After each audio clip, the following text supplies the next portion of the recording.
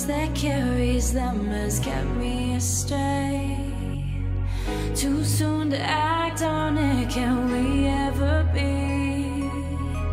That all depends on what you're feeling from me. Let me show you all the way. Let me show you all the ways. Oh, let me show you all the ways. Yeah, let me show you all the ways. Oh.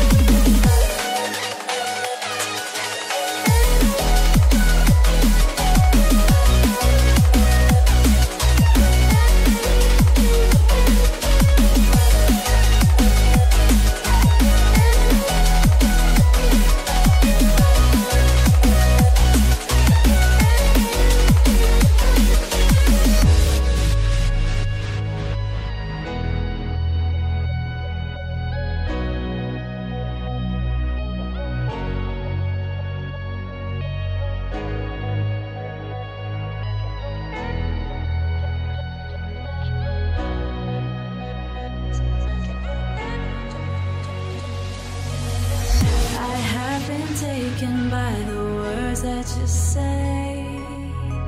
The voice that carries them has kept me astray. Too soon to act on it, can we ever be? That all depends on what you're feeling from me. Let me show you all the way. Let me show you all the way. Show you all the ways, yeah. Let me show you all the ways. Oh.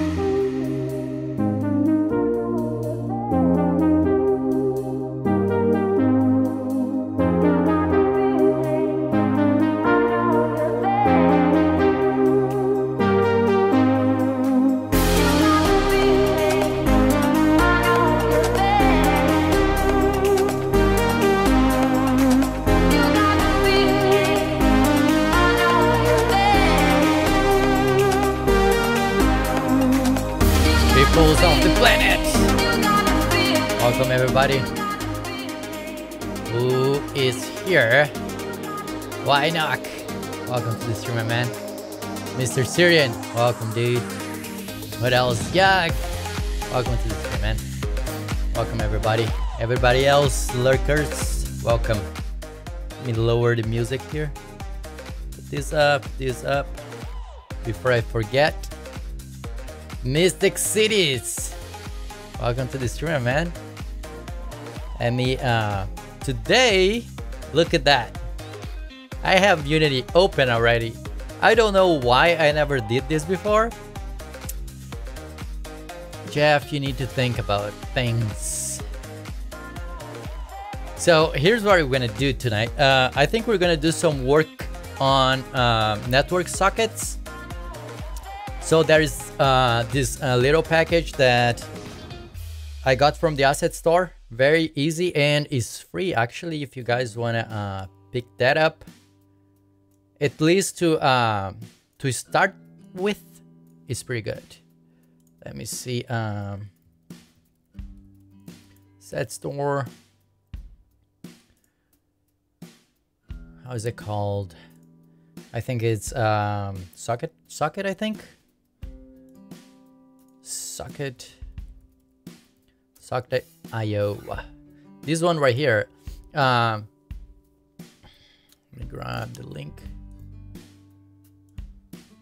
If you want to try it out, it's pretty basic and probably there's some bugs on it, but for our case here is going to do it, right? And if we need to make it better, excuse me, if we need to make it better, we can, right? So the goal is going to be create this login screen, and the login is going to be controlled by the bot, right? So you're gonna set your password. So it's gonna have a command, and then in the chat, you can go in the chat and set your password. And then the login here would be your username, your Twitch username, and then the password that you set in the bot, right? You can put any gibberish in there, and I would recommend don't put the passwords that you guys use. Just put gibberish, something random, right? It's just to play the game, and this is not encrypted, so that's why I'm saying just put some gibberish in there for your password and you'll be good. So when you log in, this is going to be contacting bot, checking that login and that password that you only will be able to set through the chat. So to set the password through the chat, you need to be logged in on Twitch. So I know that it's you. So, and then after login, we're going to be playing the game basically. But everything, I'm thinking to do everything through sockets. So it's going to be instant. If there's a person playing the game and they beat the max record, everybody will get the update of that record right away, right? So I guess I'm gonna finish working in this login screen here. That doesn't look that good, but we can try make it better. That's the form container. I guess the button should be inside there. So there's a couple of things we need to do before we jump into working the sockets, but I hope I can do this fast. Login button.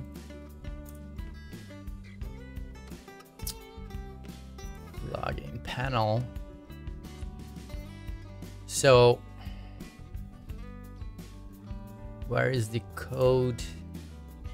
UI, do I have the login panel? Yes, I do.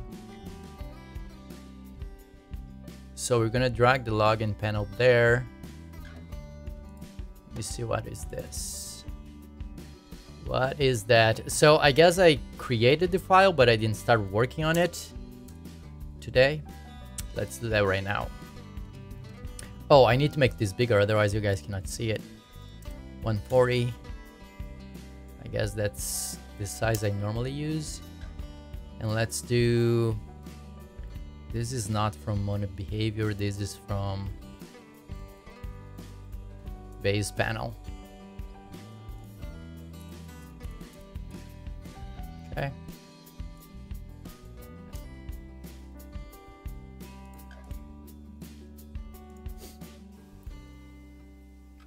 And I really need to change my thing, because every time I get that, every time I create a new script, I need to do that. I have a template for scripts for Unity, but I don't want to use that template now, because that template is actually the one that I use for my game. So it actually has the namespace for the FPS, and I don't want to use that in here. So text.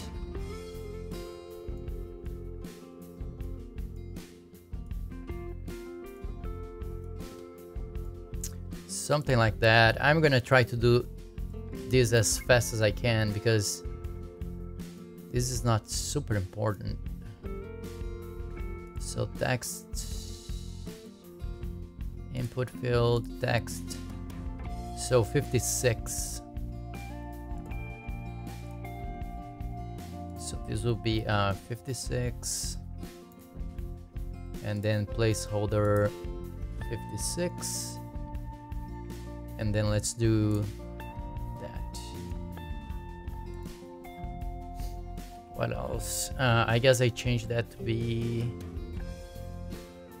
no, I think it's the same. Username, so 56, 56, and this would be password. Let me see how that looks. Okay.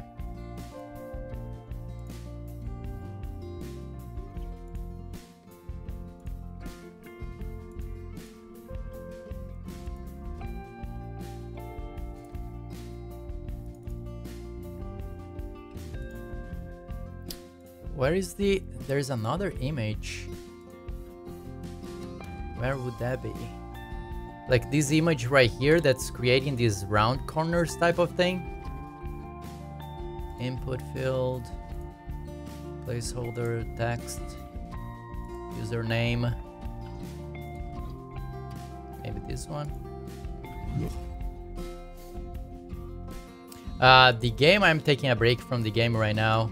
Yeah, I'm working on this one for a little bit, just taking a break, but it's good. You know, we have a bunch of bugs. I have a bunch of bugs. I need to go and fix it, but it's good, man. It's kind of, it's on track, you know, if I can say that.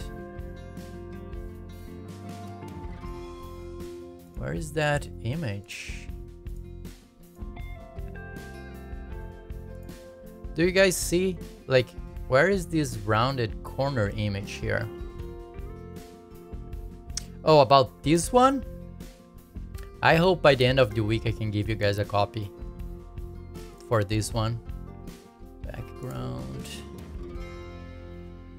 For this one, hopefully by the end of the week.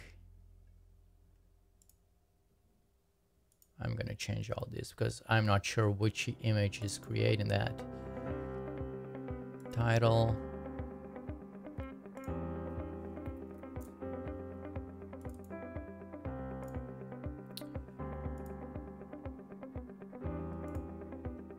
Why is it? Where is this thing?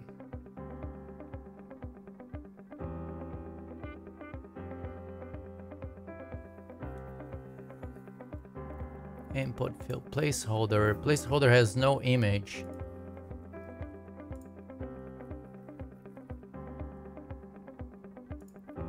Maybe that? There we go.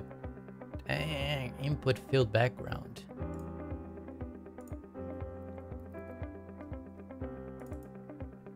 Okay.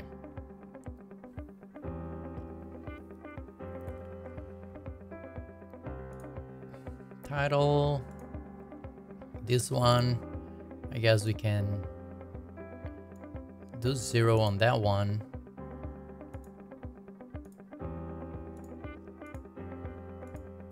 Login button. This one should login panel. So remove that, and then this we can make it black and then increase a little bit. I don't know, something like that. I am not a designer. Clay Cree, dude. Welcome to the stream.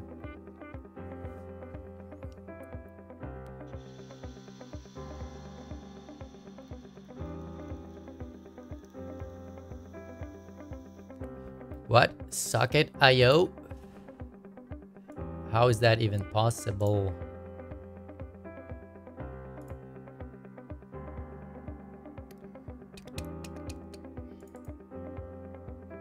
Handlers. What? What am I doing wrong?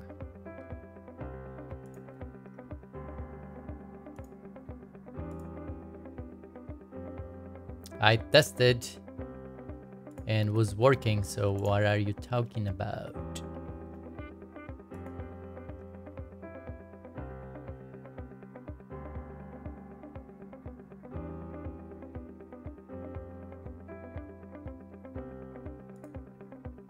Let me take a look here.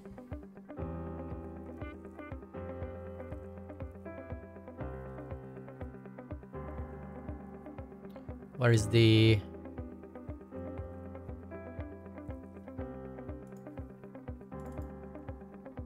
handlers?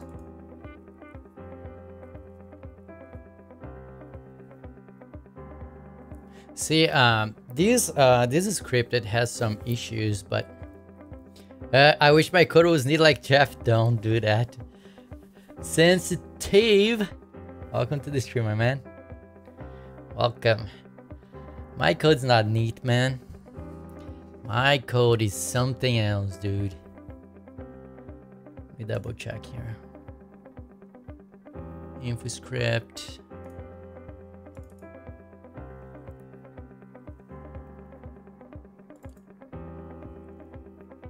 Get component. I think maybe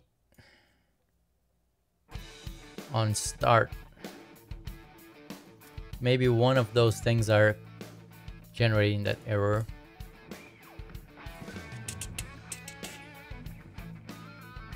Like it's probably calling it before instantiate or something like that. Yeah.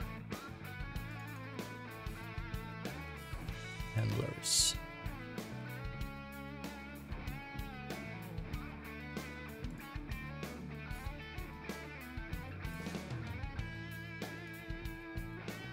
What's the plan for today? The Drakey! Look who is here. Welcome, dude.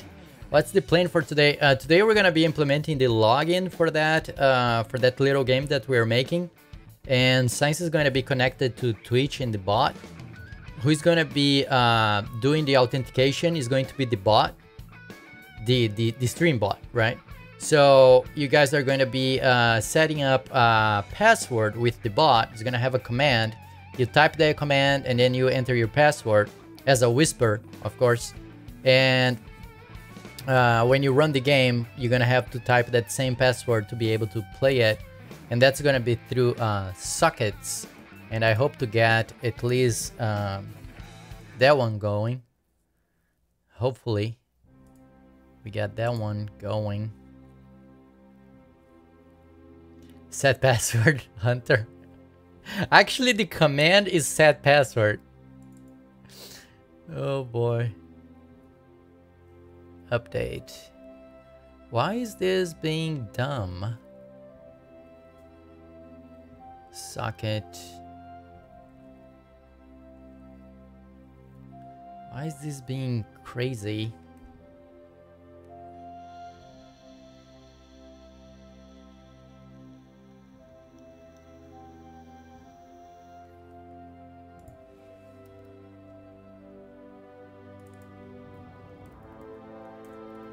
because of that. Maybe.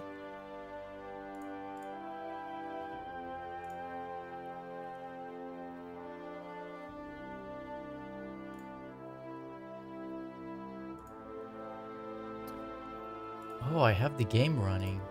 What? What? Object reference. We are still having the issue. And that's probably because of this.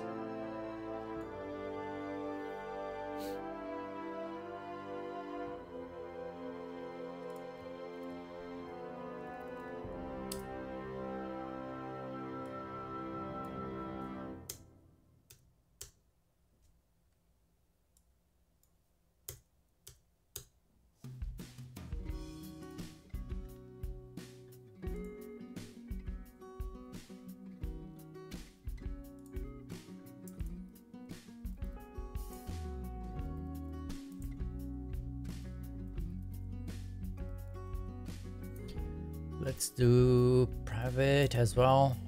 Info.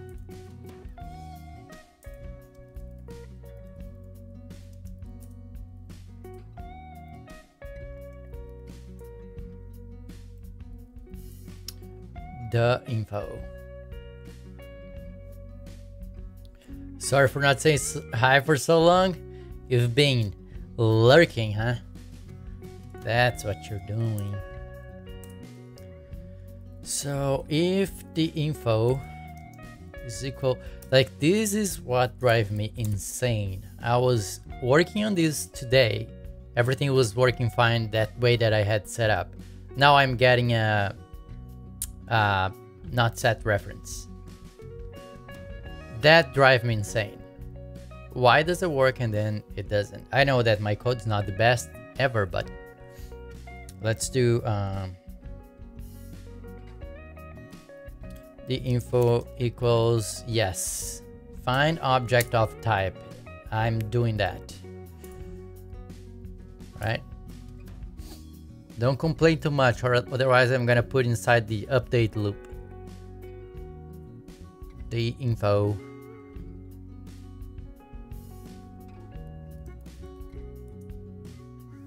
There we go. Can't wait to complete the Unity tutorial today. Which tutorial are you doing, Yag? You're liking it, huh? It's fun, dude. It's fun to learn. There we go. There we go. Roll ball? Dude. You're gonna see it. You're gonna see it. It's pretty fun. Let's try this beep bop.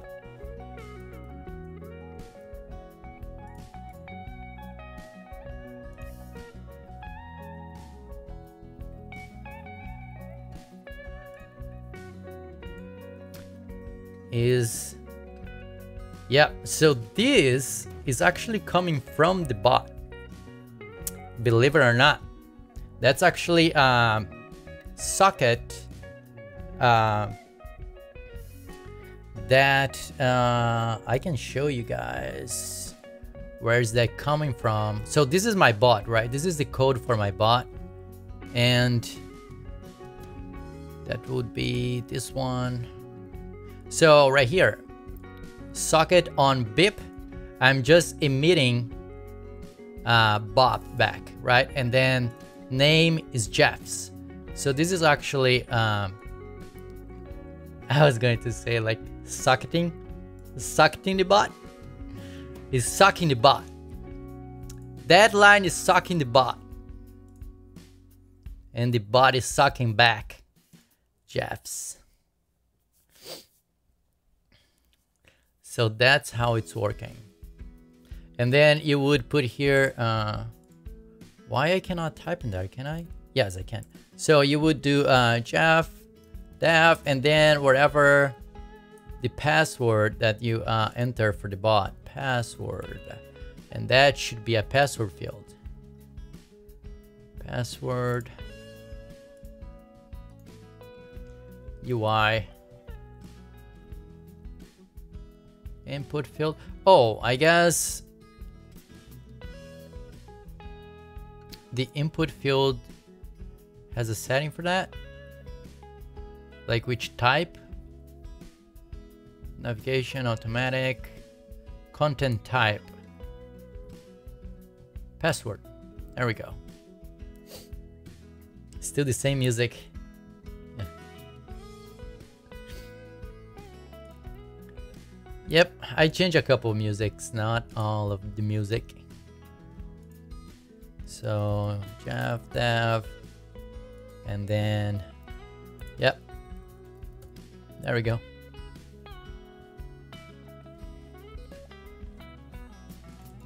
And then you would click login. So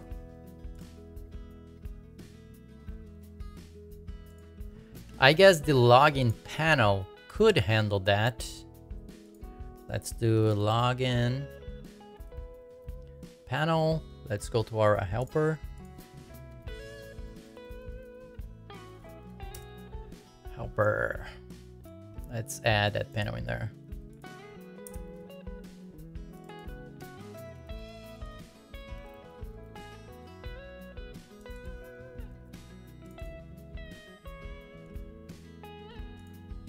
Login panel.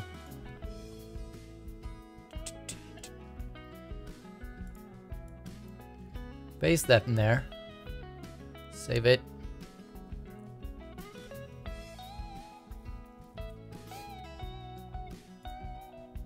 Okay, now login panel. Private void awake. Can I do this on awake? I never know, but maybe. Awake, let's do a public button. You still didn't learn the code to heart. So let's do button login button. And then we want to do dot on click, right? Is on click, right? Why it did experimental UI elements?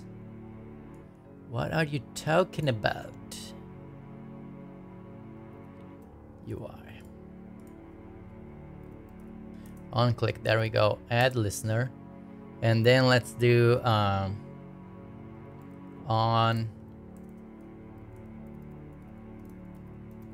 login click.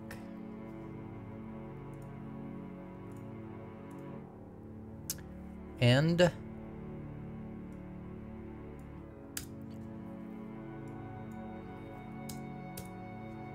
let's do one more event here really quick.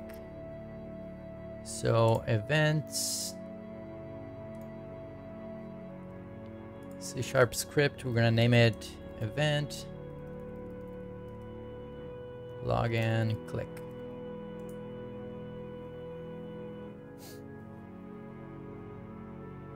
Your mic got a lot better since last time. I think it's still the same mic. Unless if I change some settings that I don't remember, but I don't know. Not sure, man. This is going to be... So, login, click, game event, and we're gonna do a public sensitive. Thanks for the host, bro. Appreciate it. So let's do event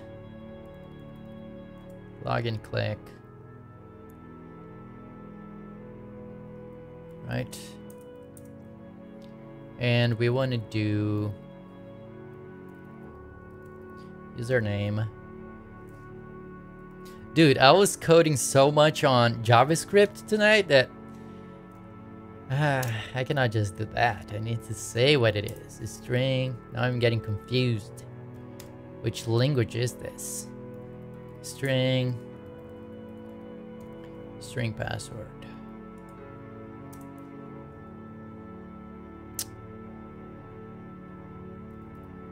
Private. Now I need to think, you know, before I start typing. Private string username. So this will be public string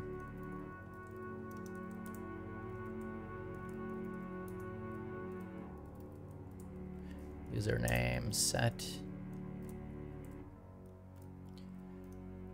So that's going to be a private set. Where is it? Username equals the value. Then the same thing we're going to do for our password.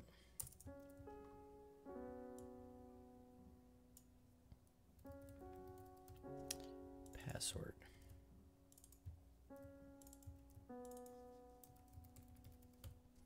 And then here we do username equals to username and password equals password. Okay, the event is done. Confuse code and language is fine. Exam. Yeah, man. Public string, private set. Oh, this is what KDO does it, right? He does the pretty stuff. KDO does like that. Oh yeah. I don't know. It's a way cleaner though. I agree, but I don't know. Well, let's keep that way. Maybe I can get used to it. Ew. It's a way cleaner though, and it's probably way faster to type as well after you get used to it. Right? Let's leave KDO style, that one. I'm gonna give it to him. This event's KDO style. So on click, we wanna say event messenger dot instance dot raise new, and that will be event login click, and we need to pass here the username, and we need to pass here the password, right?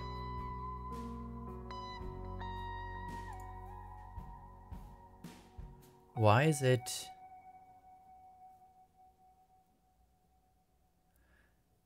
I cannot do that? No way, Jose. Private void run event. Can I do that then?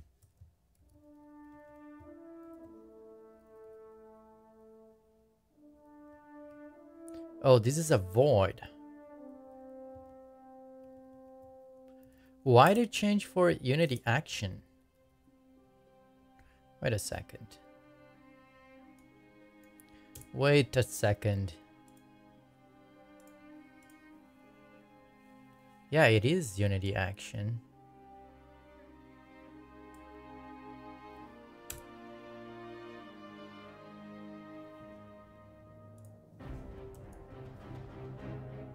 Isn't supposed to be void?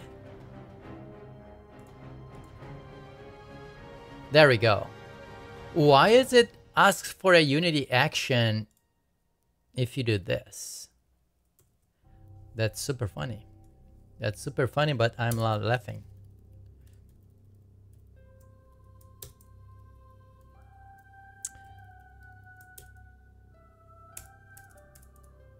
Well, it's kind of like weird because for coroutines you need to add that if you don't have a reference, and here if you add that, it's asking you something completely different. API, man. API is beautiful. So let's do public. Let's do text. I guess input. We could do input field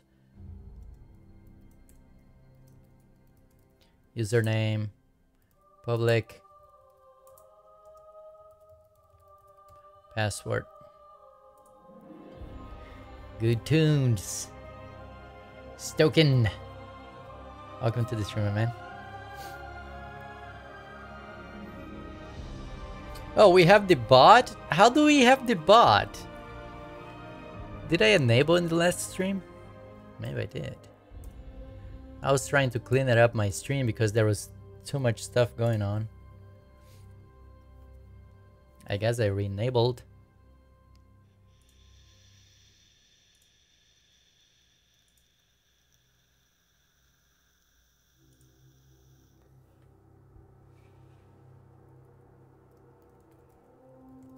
Username.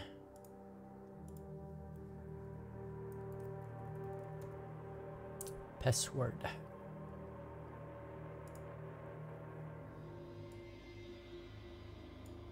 Username. Password. What? Did I got the wrong thing? How do I cancel? Password.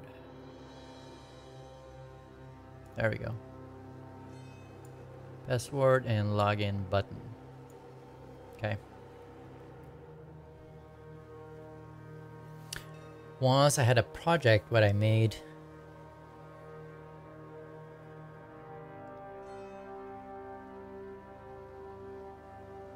Was about the program. 2 days later. Why I did.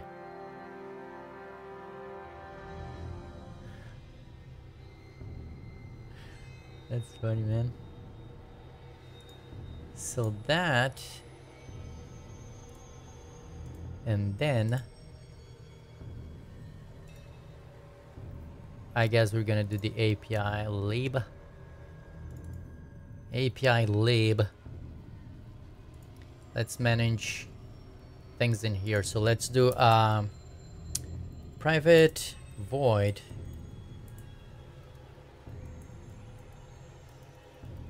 on enable, and let's do private void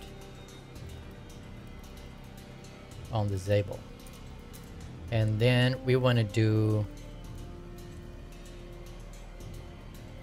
event messenger dot instance dot add listener.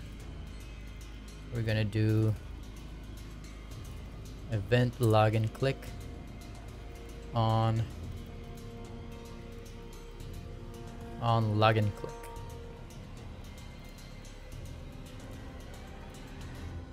And remove this listener.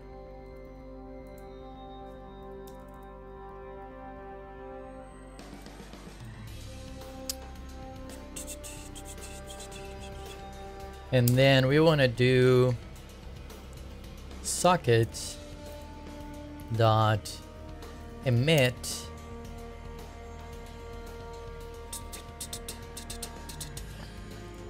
emit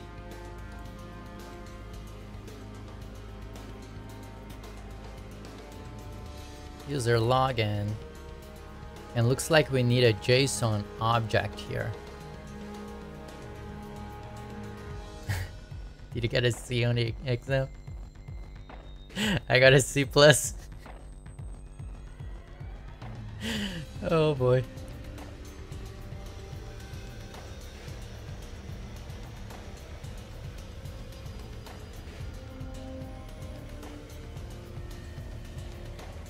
Socket event.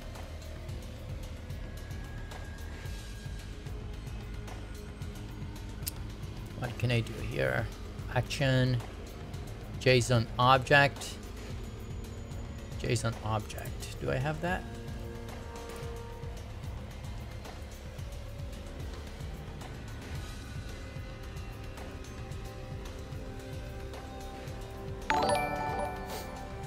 Lana Lux, thanks for the host. Really do appreciate. Thank you so much, everybody coming over. Welcome to the stream. We are working on, it's a mobile game for the stream, so the mobile game is going to be connected to the bot, to the stream bot, So we're gonna be working with network sockets right now. We are trying to socket back and forward. Lena Lux, thanks so much for the host. I really do appreciate. Thank you so much. Everybody else, welcome to the stream.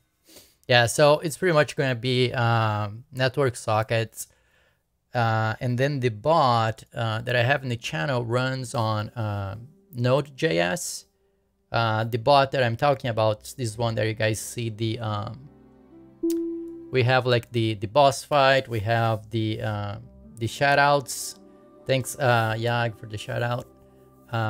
All these games that we are playing it, and all the overlays are controlled by the same bot. And then this bot also is going to be connected to this game that we are making here. If I can show you. Player. Yeah. So it's kind of like some sort of like a bingo game that people will be playing around. So you guys will be able to play this on your phones, and messages and leaderboards on the stream is gonna pop up with your name if you beat the record and that type of thing. There's a lot of things we need to add to the game, like animations and that type of thing. But yeah, we are working on the login tonight. So what is my login? Oh, I disabled. Okay, I guess I need a canvas group here as well. Canvas group. There we go. Now we can disable by doing that.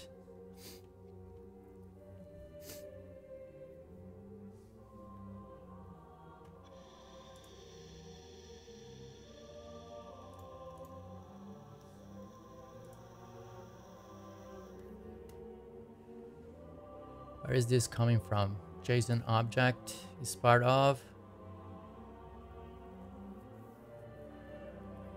open source.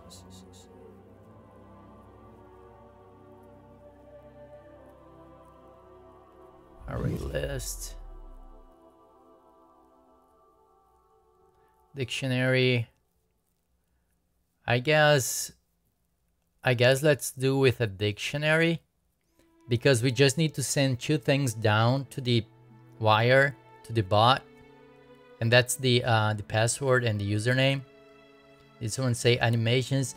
Mystic Cities, dude. I'm gonna tell you something, man. I'm gonna tell you something.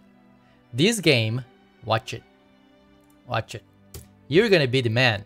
You're gonna be the guy to do this, I know. So, what I'm trying to do, I'm trying to create a way to make it some sort of mod where you guys gonna be able to can I play the game, please? Why is my game not working?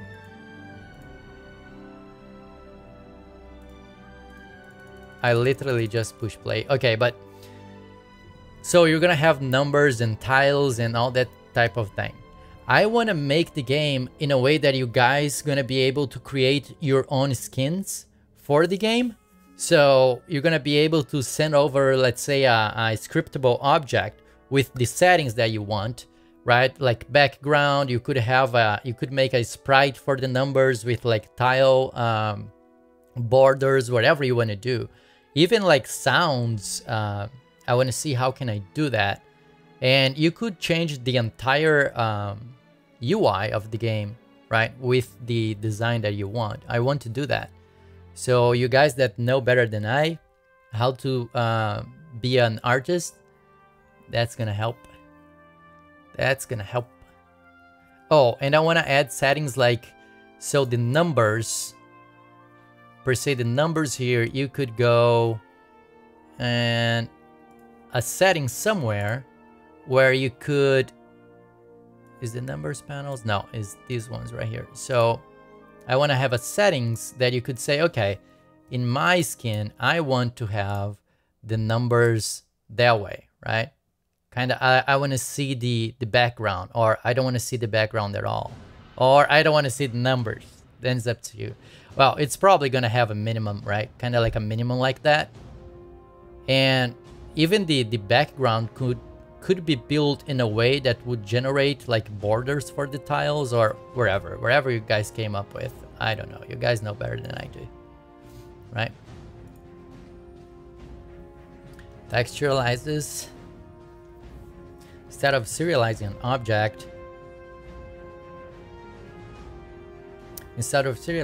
object, just make it so the person can set their textures on the back end.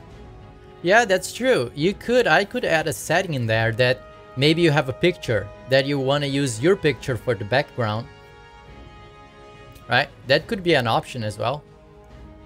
It could be like override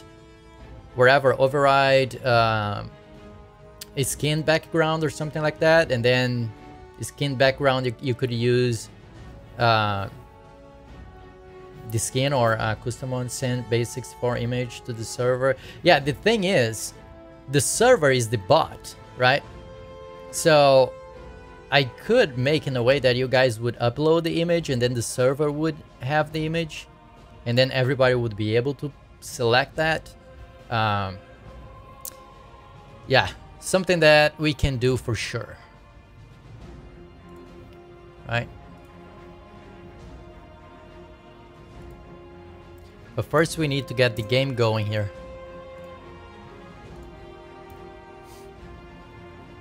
Lilybite, welcome to the stream. You have to add moderation. Yeah, exactly. Yeah. We need to figure it out a way that people could manage that, or maybe I don't know. It's hard.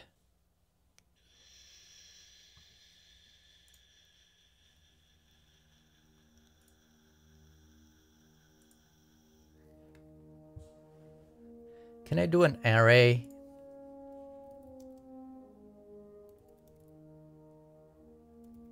New string. Let me see if I can do that.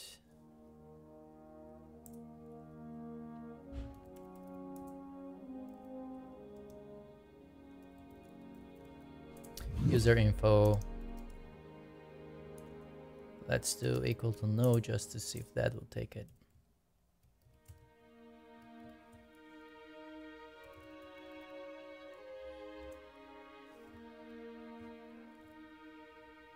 Nope.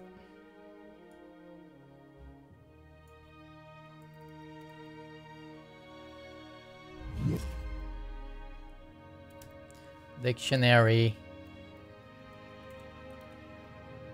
And that's gonna be string.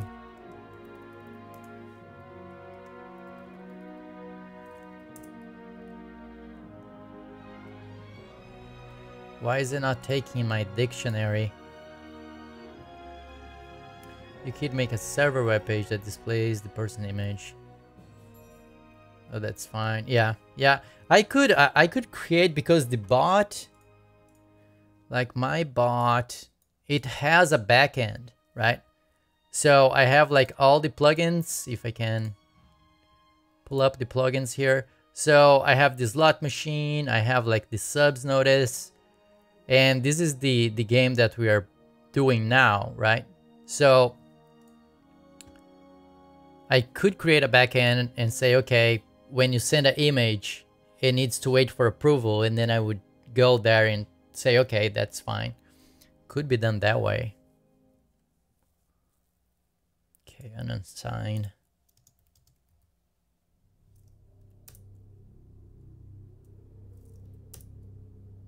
So looks like it takes a dictionary, and it should take an array as well.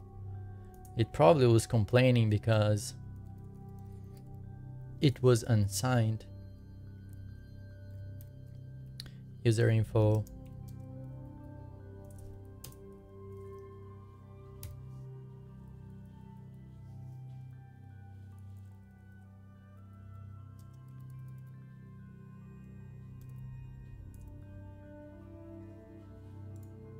No, it doesn't take the array. Okay, it's fine. We can do the dictionary, and that actually makes sense. It supports the dictionary because I think this is going to be serialized to to a JSON. So the JSON would be formatted some sort of that, and then we would have the key, right? The key for the dictionary, and then we would have the value, right? So it makes sense the dictionary would do. JC Monkey, thanks for the follow, man. Appreciate it. Appreciate it. So yeah, it kind of makes sense that the user info is that. So we want to do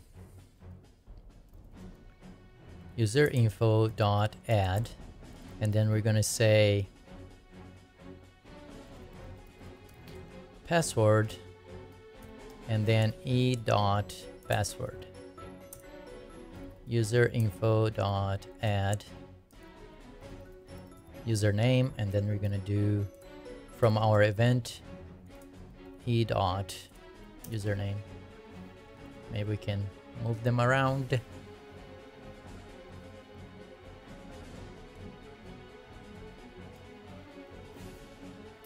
Let's move this to the top so we can reuse it.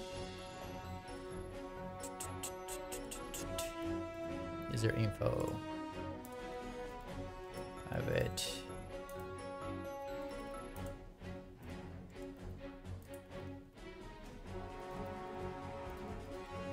User info.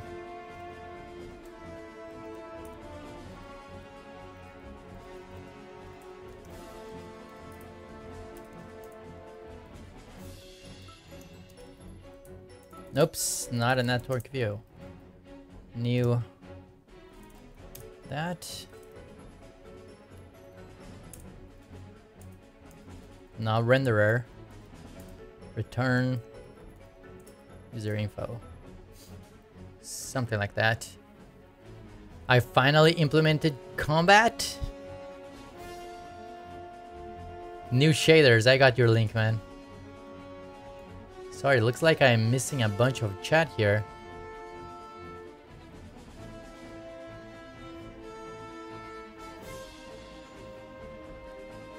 Stop playing with my emotions. I got your link, man.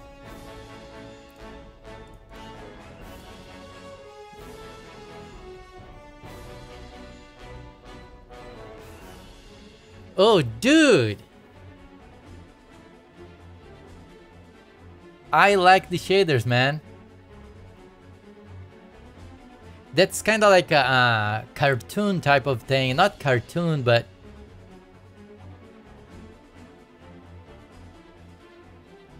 the animations look pretty good, man. What are you talking about? I really like it.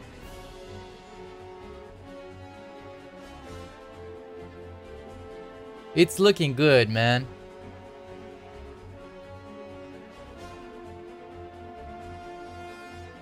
Did you do the shader yourself, Mystic? It's looking good, man. User info.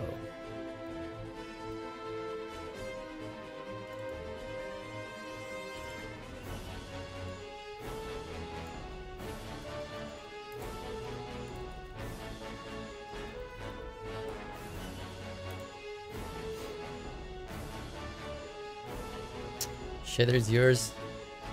That's a nice job right there, man. Comma, and let's do data.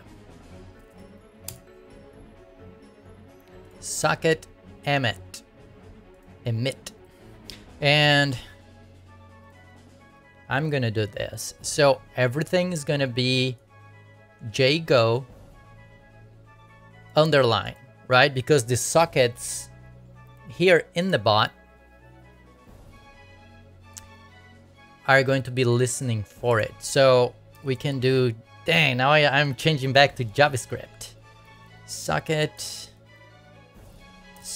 dot on, and then that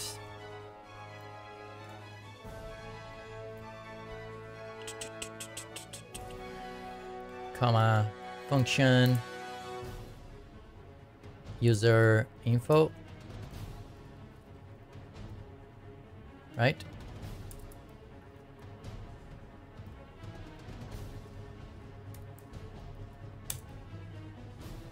And then we do console.log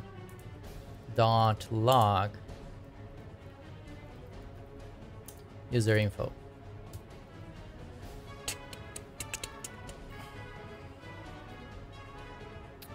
User set pass. I'm so excited. I made so much progress in stream. Dude, it's looking pretty good. Hitboxes. Dude, I know the feeling. I know the feeling. Let me take this out. Guys, I'm gonna be resetting the bot all night long, so don't expect too much from it. It's gonna be resetting like a maniac. Sorry about that. All the games and everything is gonna be resetting all the time, so let me see here. Test. Okay, so if our socket, where is it? If our socket is working, as soon as we click login, we should be getting that user info, right? So let me bring this here. And that should be printed in here. Let's see. Let's see how that goes.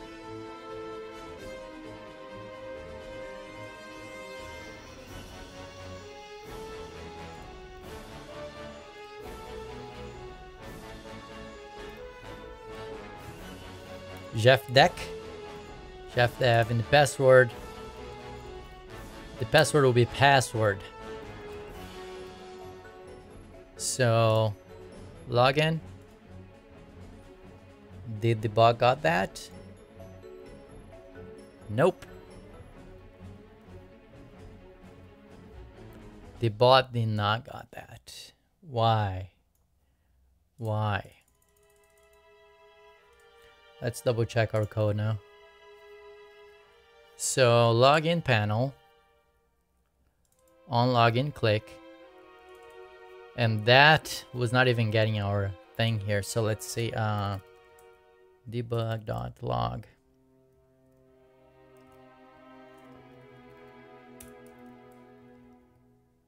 What?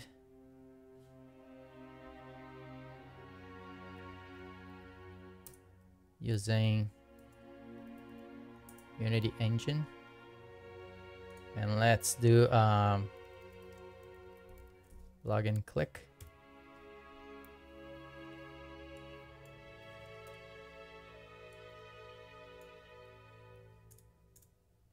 System diagnostics? Where that even came from? Are you kidding me? Are you kidding me? You're kidding me, bro. Okay.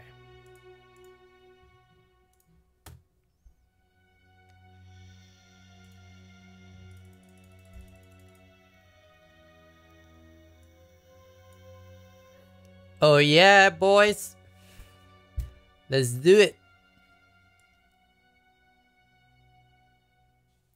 Okay, now we need to say string username equals to dot text, I think, and string password equals dot text. The only reason that I'm creating these variables here is that we're gonna check, so it's gonna be a validation, right? And all that cool stuff like is username empty, blah blah blah, password, right? So if the username's empty, password's empty, we are not gonna even fire this thing here. We're gonna check the things first before we we push through the wire. So, but for now, since I trust myself, at least for a little bit, I'm gonna do this. Password. Now, if we save that,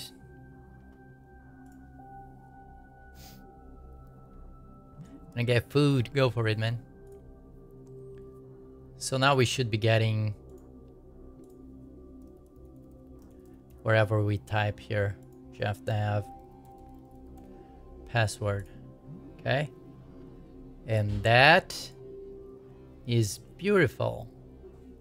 Let's try, instead of password, let's do something. Click, and now we get something. That's good. Mohit Max. Welcome to the stream, my man. Welcome to the stream. I'm doing good, man. So here's what we're gonna do. When we receive a user login, we need to create the code here that goes to the database, look for that user, check if that password matches. And that's why I'm saying, when you guys set up the password for the game, just use anything. Like, don't use your real passwords or anything like that. Just use some gibberish that you know what it is, because this is not gonna have any type of encryption, or just use some gibberish that, you know, is just to play the game. So don't go crazy for it. So after we check user, and from the database, we're gonna be calling here, we're gonna be saying that sockets dot emit, and then we're gonna say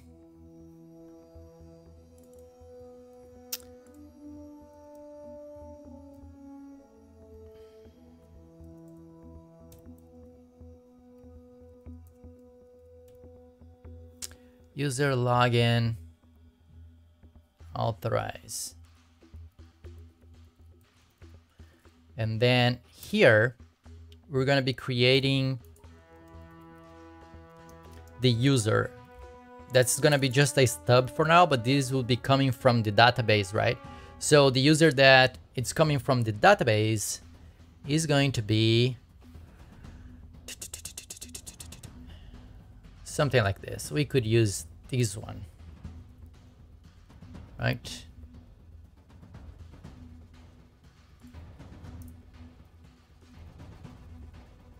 Let me just change this because maybe the person doesn't want to be here.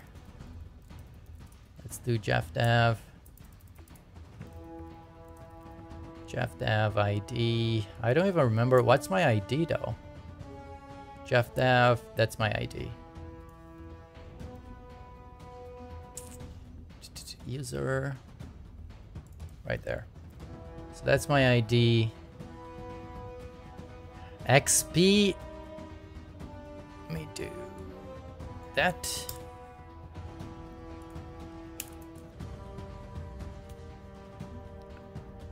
No, this is not SQL. And for this thing, we are not even using SQL or MySQL. We are using, this is a non-SQL database. This is Mongo. The bot uses a Mongo database, so ours. So pretty much this is the information that I have here for you guys. This is the information I keep.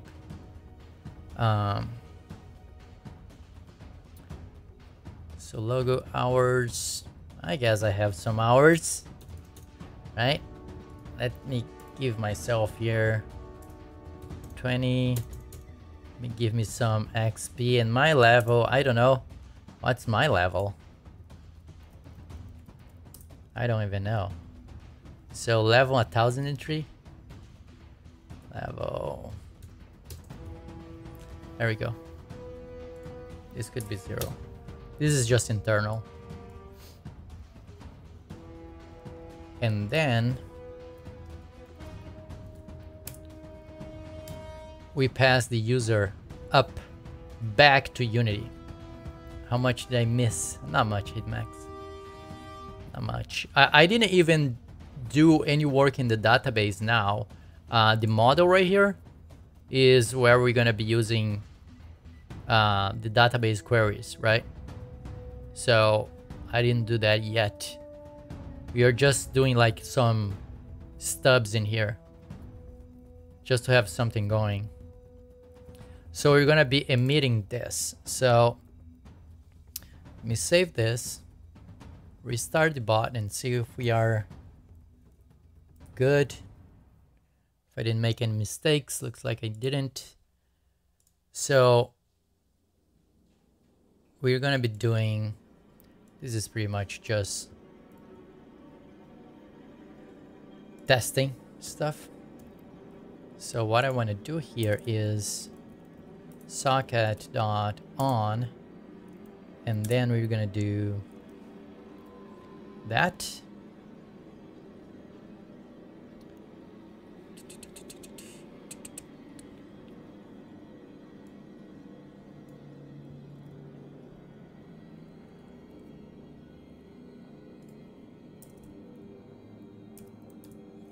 And then on user login authorized.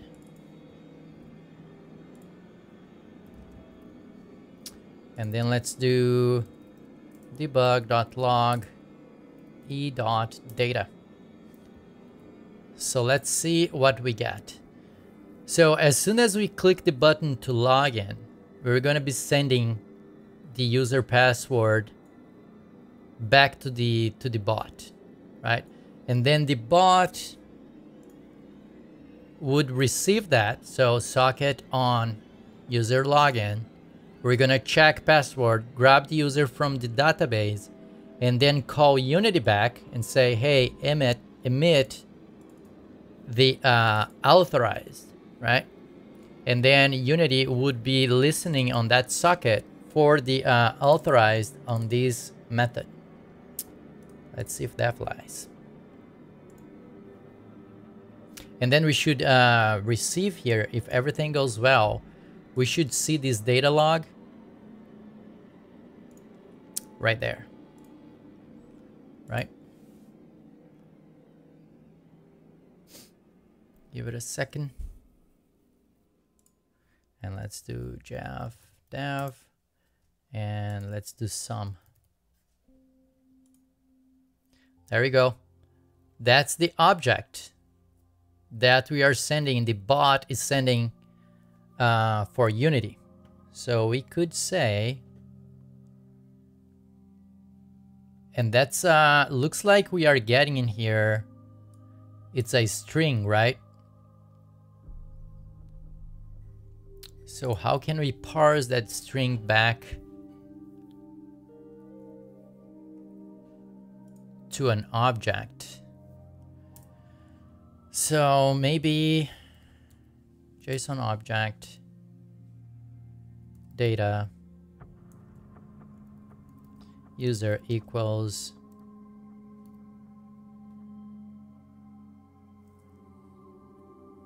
JSON object create data, I guess. And then let's do user dot, let's debug that user and see what we get, because I'm not sure what that JSON object is gonna do.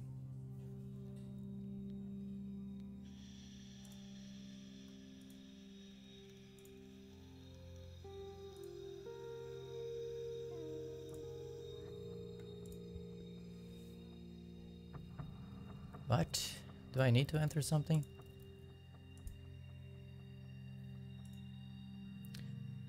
So that's true?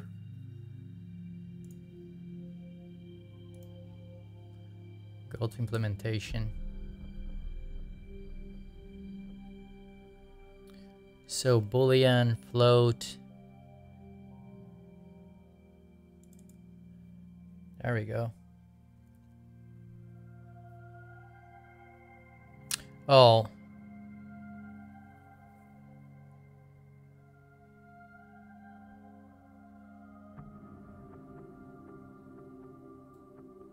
Baked.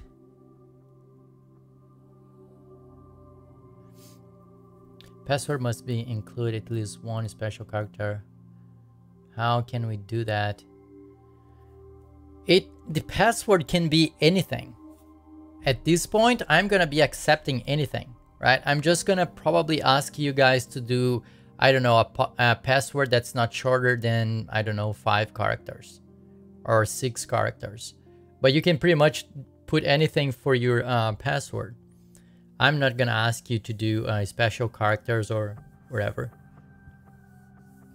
It's just to play the game, right? So how do I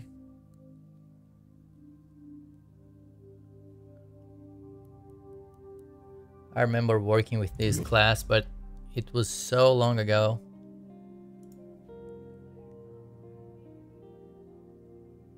Invoke object. Does Unity have any type of JSON?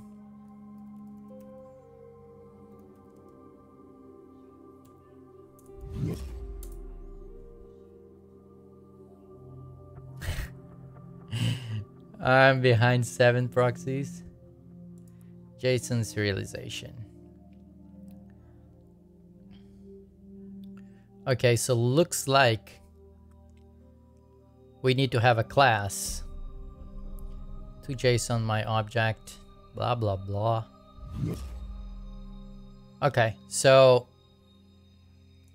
I guess we could use the Unity thingamajigger JSON thing.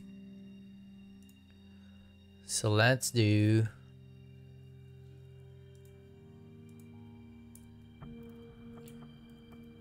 class user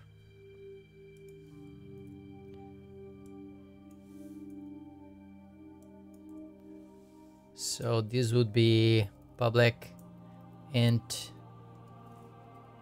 underline ID.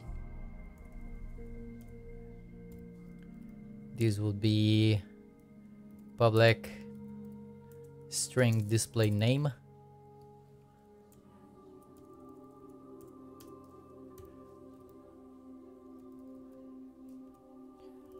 Public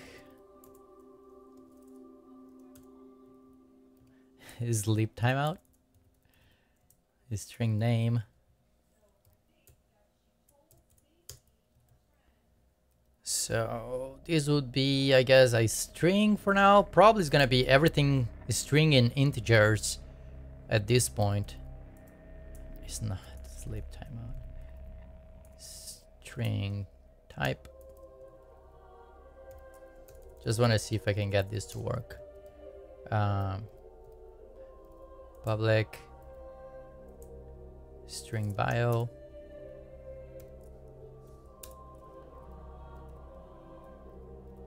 Let me do this. Let me copy all this.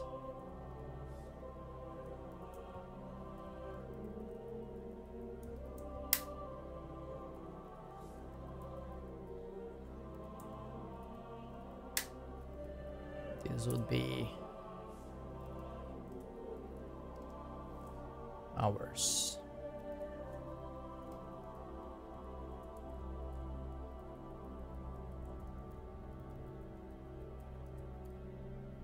Right.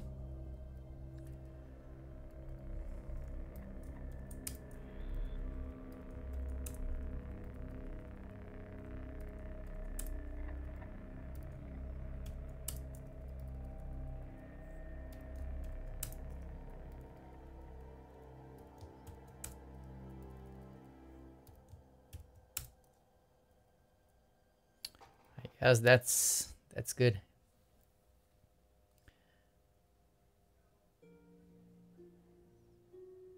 One special character or Google.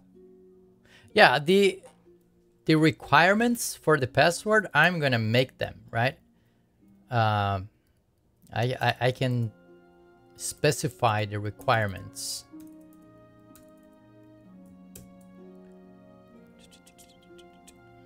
Okay, so I have the class user. So now, what do you want me to do, Unity?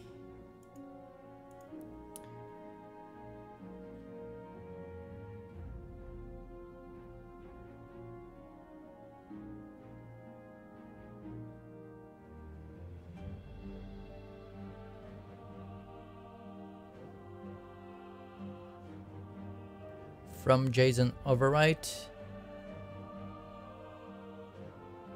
So looks like this is what we want to do.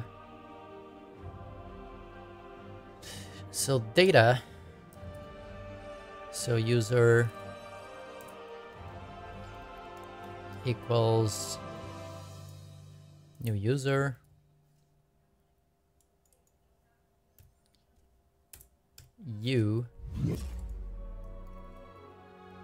User and then data.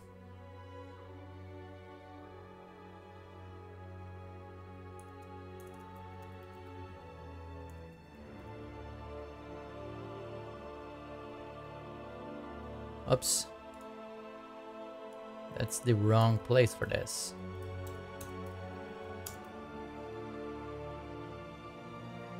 There we go. Ah. Let me copy again. I lost my clipboard. Copy. So take that away. And then we can do user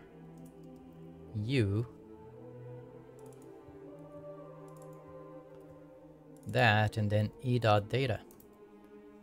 Right? Wrong.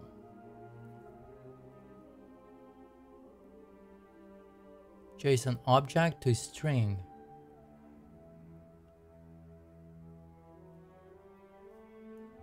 Dot to string.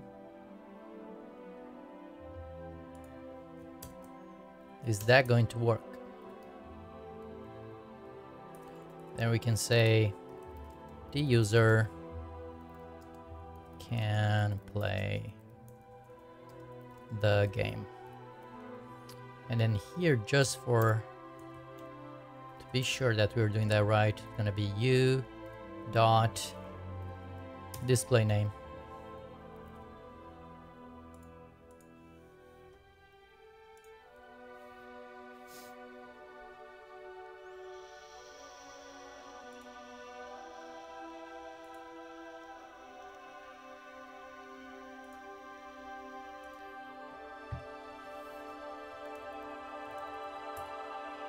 Dev and then some. The user can play the game. Perfect. KDO. Welcome to the stream, my man. Welcome to the stream. Okay, so that was easy, right? That was easy. Now, I want to create, I guess, another event.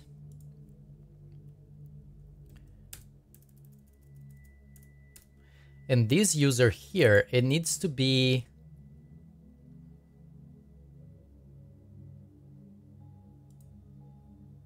let's move this user away of this class.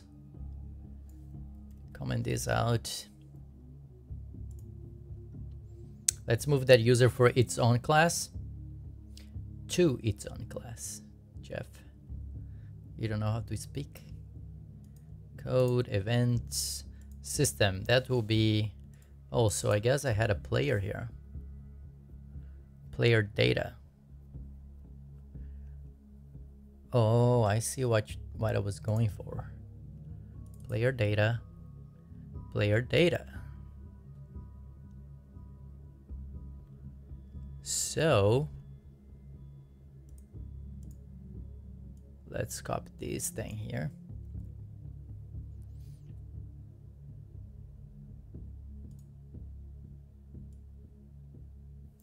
XP level. Yeah, we're gonna get all that.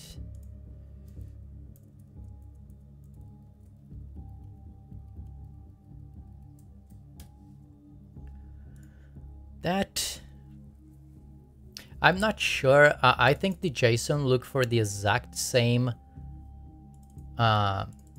properties or variables, I think.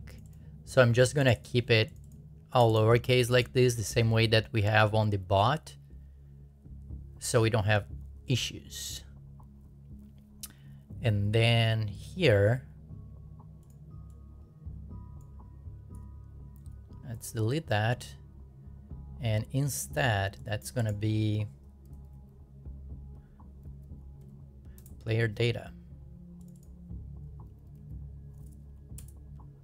Player data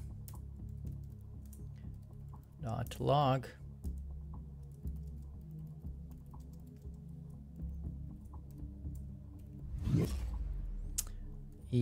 That's gonna be u dot display name. Just double check.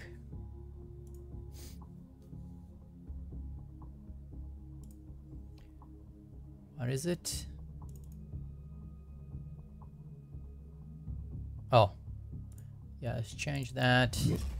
And this would be dot that name level XP. This is also probably will be a socket to the bot, but for now, let's just keep it.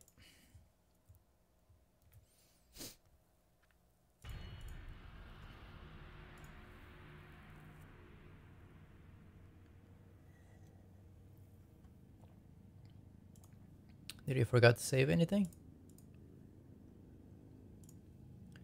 Do I have more stuff? Stub player dot level dot name dot underline ID XP dot logo.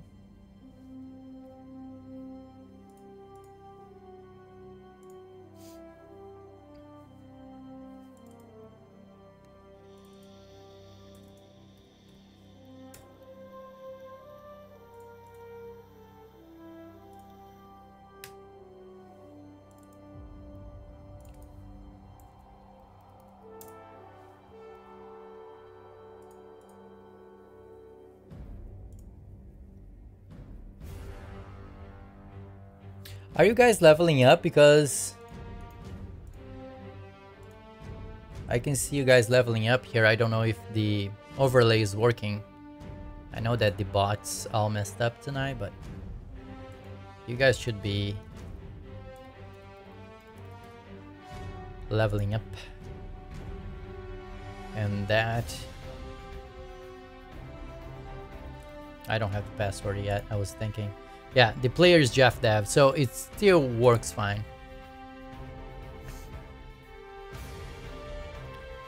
What is an array list? And what's the main use of it? I never use Max, to be honest with you. Coming from C to C++. Jinda Telsha. I'm sorry if I butcher your name completely right now, and I probably did. Welcome to the stream, bro.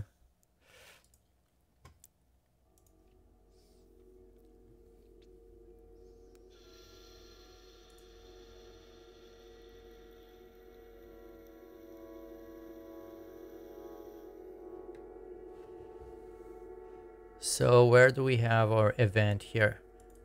User authorized. So let's create one more event, because I am all about the events. All about the base. Events. C# script, like create event and call it event.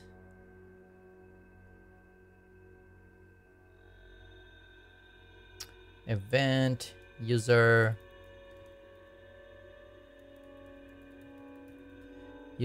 authenticated. And Unity just crashed on me. Good. Good. Dude. What's wrong with you? What's wrong with you? Unity?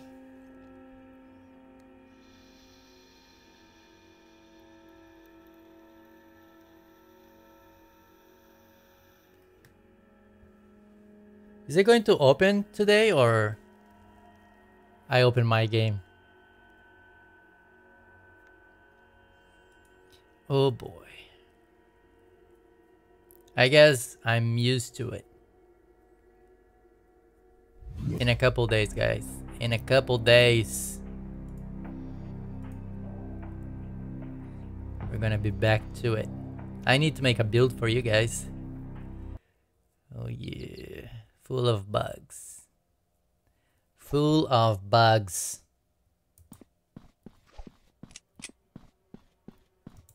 Still runs. Still running. That's good news at least. Where's my loot? Back to the inventory? Yeah, let's do some inventory tonight. No, dude. No. I to be honest, I miss working in a game back again. I really do. Back into the inventory fun. What game? What game, bro? Okay. Did the event got created?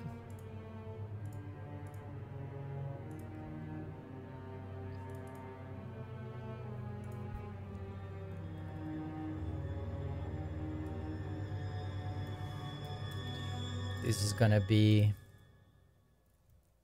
game event. Public. User authenticated. It's user data, player data. Player data.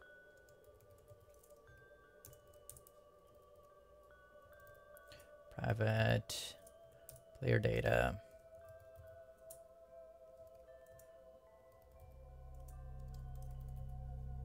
Dude, I started this game, to be honest. I say, you know, I'm gonna finish this game in a week max, right?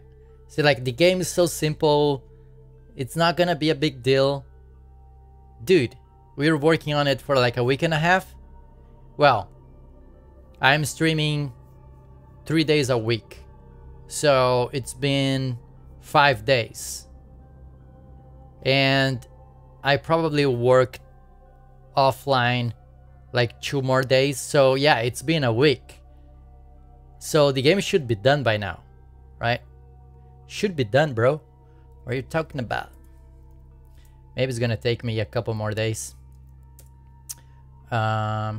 Return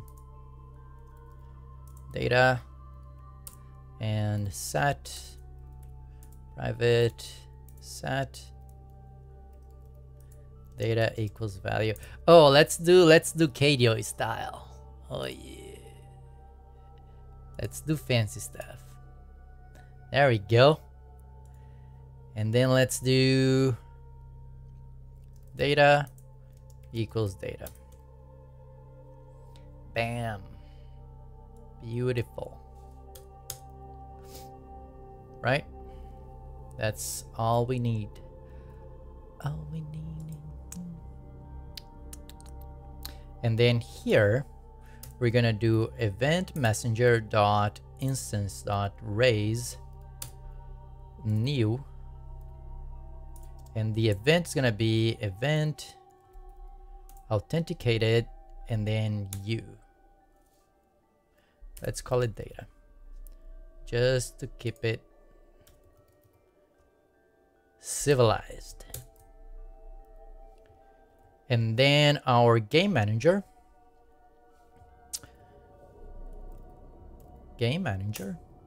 is going to be listening for that. That's going to be really convenient. Free game from Jeff Dev. Free game with bugs. Remember that. Remember that detail. The bugs. Free game. 2 days after, there's a DLC of bugs.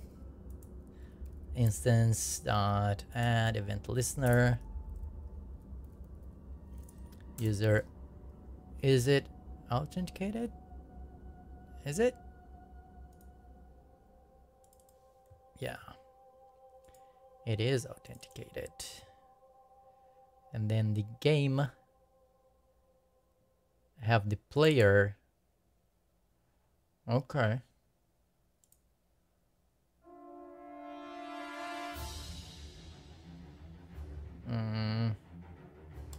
Okay, so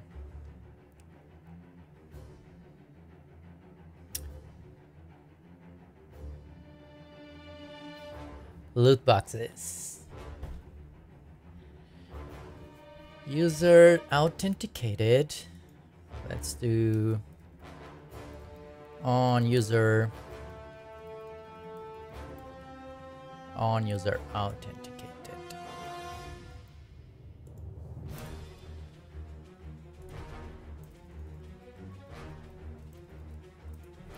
Remove listener. Oh, talk? No, that's for KDO. That's only for KDO. Ask him about the story about that command, and then you're gonna know why he has it. Ask him. I can tell you, but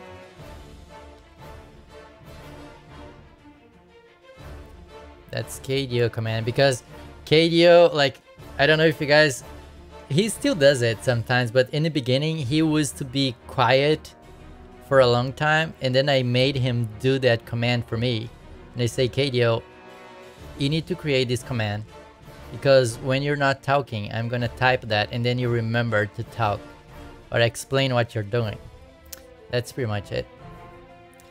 Not super fun story, but that's his command, man. On user authenticated. My name. Yeah, that could be. I can add my name. My name Jeff. My name Jeff. I can do that. The player. The player. Player dot data is equal to e dot data. So convenient. Oh my goodness. This is being so convenient. Public void set player player data the player dot data equals data, and then set player data e dot data.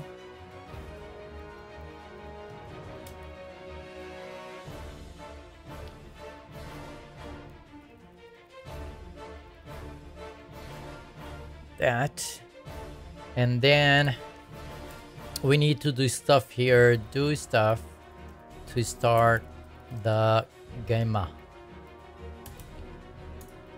One thing we need to do is the panels manager dot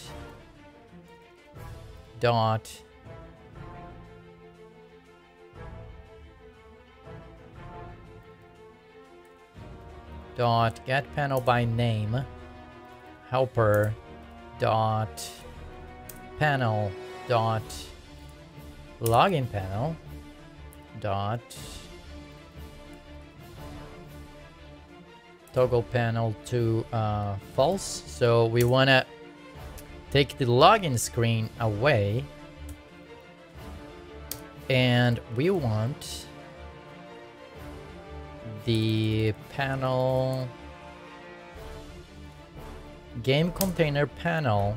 We want to enable that.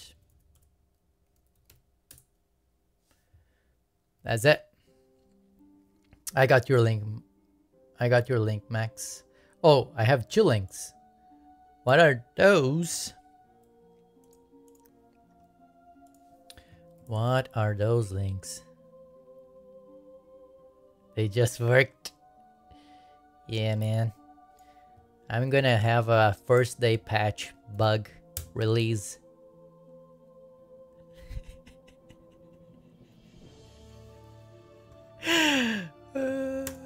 What you're talking about? Exactly. Exactly. All feature. Let's see if this flies, guys. Let's see if this flies. Okay, so we're gonna enter dev. We're gonna enter something here that we're typing the keyboard. Login. Panel manager could not find panel named login panel. Of course. Of course. Canvas main panel. Login panel 7. Now what? Now can you find it? Now can you find it, please?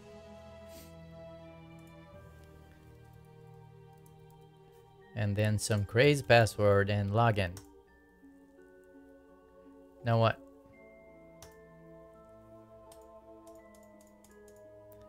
Nope. Let's try again. Something login. Why is this happening to me? Are we firing that event? We probably are not firing that event. I got your link, Yag. And yeah, what is this?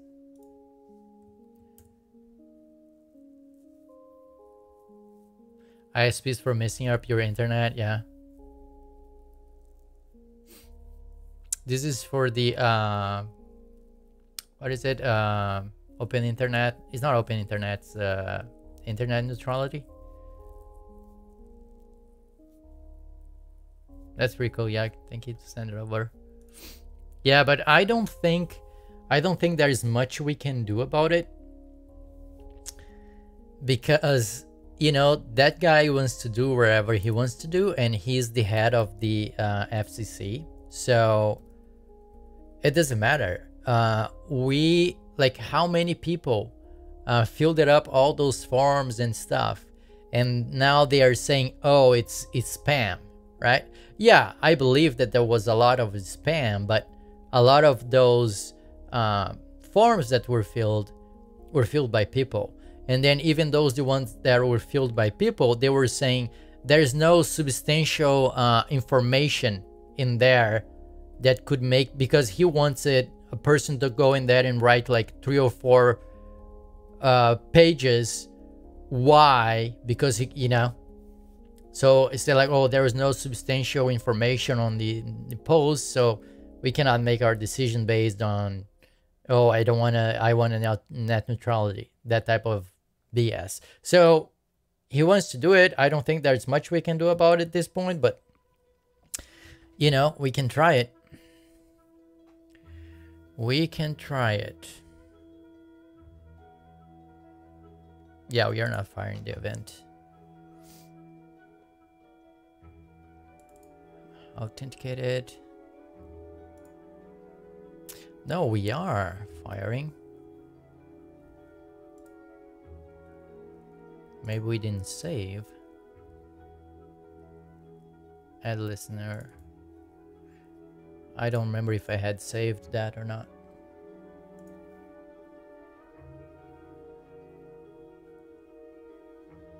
Thanks to the people vote.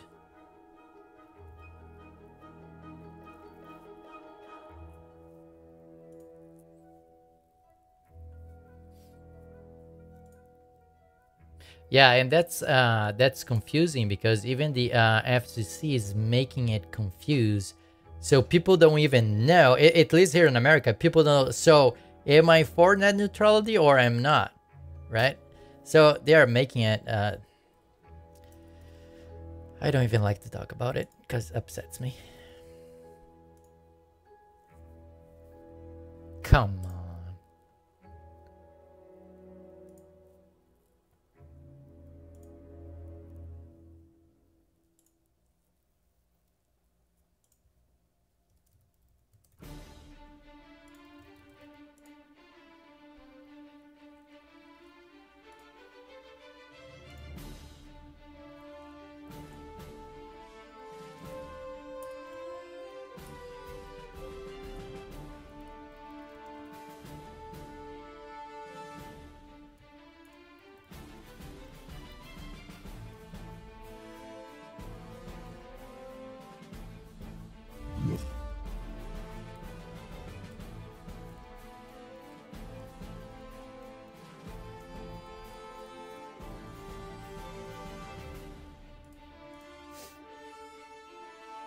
It'll all be fine. Yeah. That's the hope. That's the hope. I guess it'll be fine if you pay for it. That for sure. Bots and player authorization, sending event with user authenticated. Okay, so event user authenticated.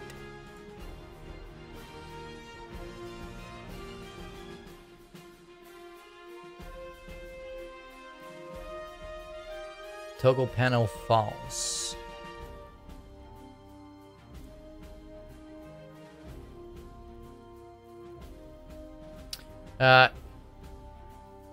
Was like you have to pay for every web page.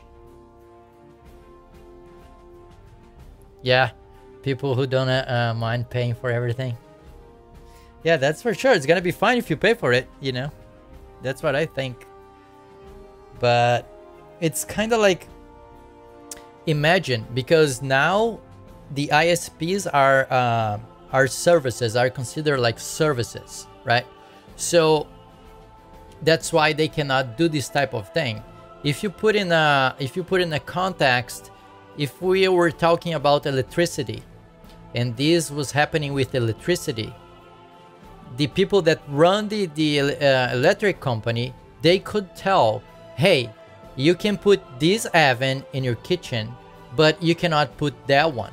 If you want to put that one, you need to pay us, right? Even though they use the same electricity, everything. Oh, you want to use this radio, so if you want to use this radio, you're gonna have to pay this much. If you want to use a Samsung radio, you're gonna pay a double. So that's, it's nonsense, but that's exactly what's gonna happen, because majority of people, they are not signing up for cable anymore, because everybody goes to YouTube, Netflix, Hulu, Amazon, wherever you get your movies from, right? So nobody pays for cable anymore, and they are greedy. Like the companies, they need money, or maybe they are not greedy, but they need money, they need more money or whatever. So what they're gonna do is, oh, you want like a video package, right? Like they did before. So you have like the TV packages where you have like the basic channels, and oh, you want to go to your email or you want to Google things, you're going to pay this much. Oh, you want to have Google and email, but you want to have a video like Netflix, and this is going to pay this much. Oh, you want to all that and you stream to Twitch, you're going to pay this much, right? So that's what's going to happen.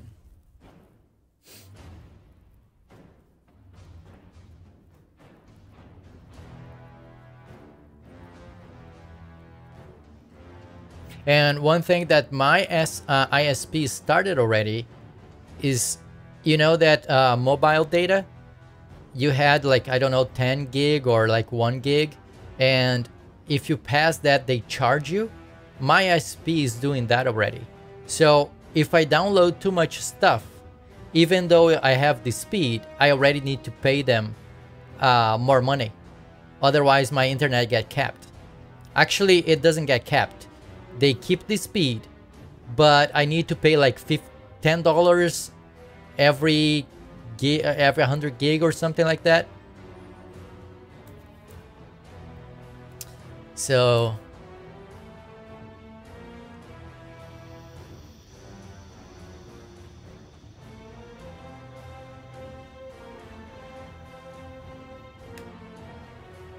I don't know, guys. I don't know.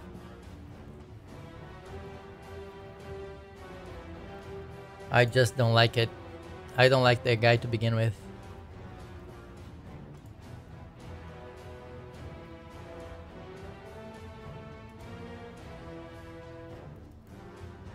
Canvas group. Maybe that was the problem.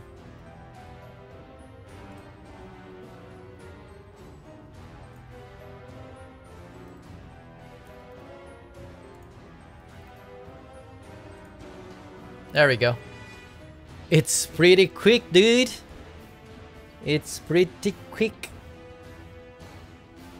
We got it.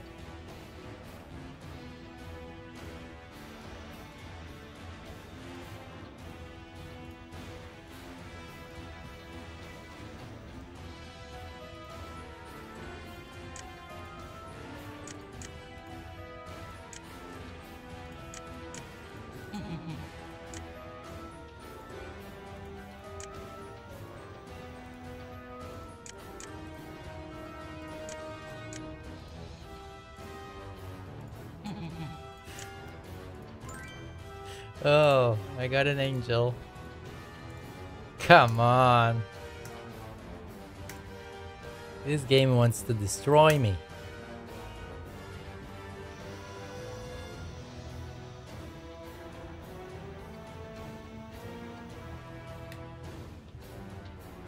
Yeah, I don't know. I don't like it. I don't like it at all. What's happening? It drives me insane. I don't like to think about it. Filled.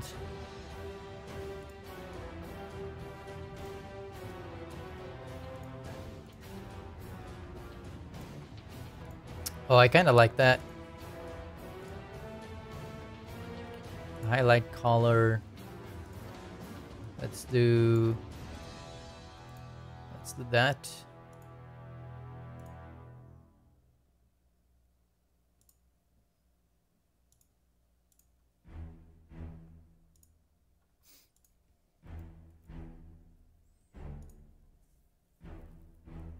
Lurk mode. Yeah, man. Go for it.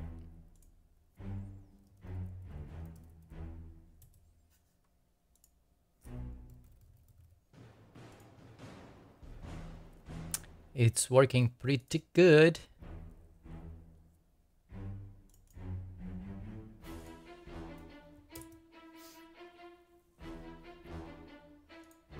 Okay, so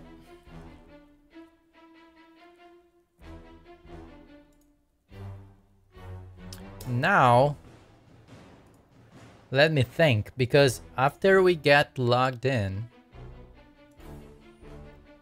come on, login form, that's the 0.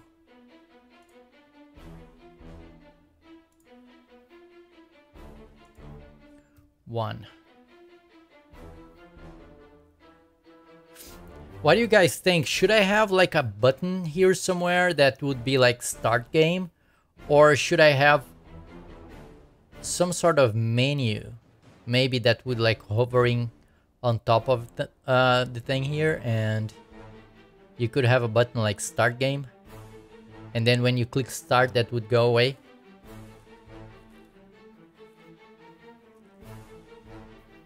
I think I'm gonna make a menu.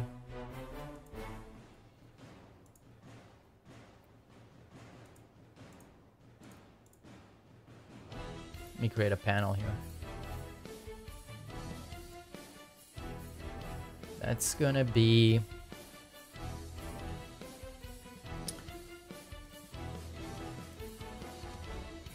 start game panel.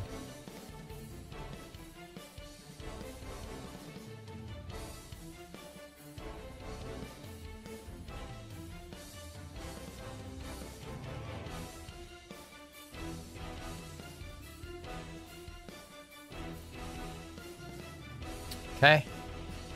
Then inside here we're gonna do button. We could have more than one button.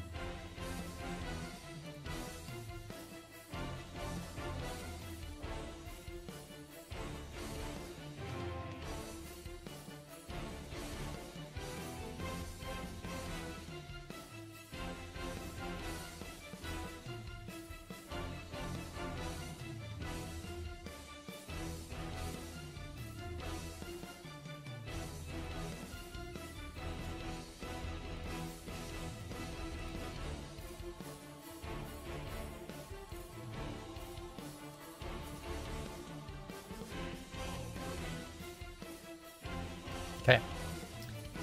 And then start game button 1 and 2.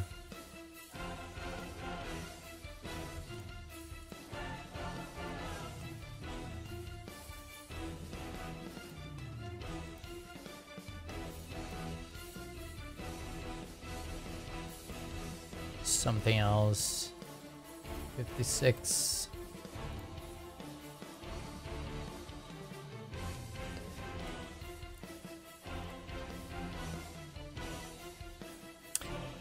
Start game. Then let's do 56 as well.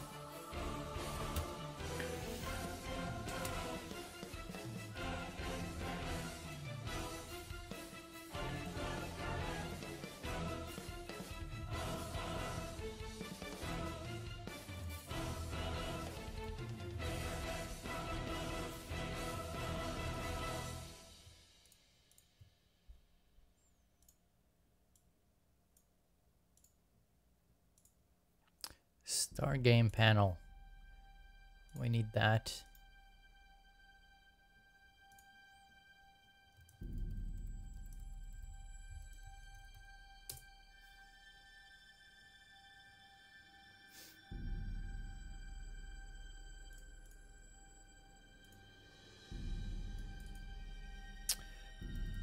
Base panel.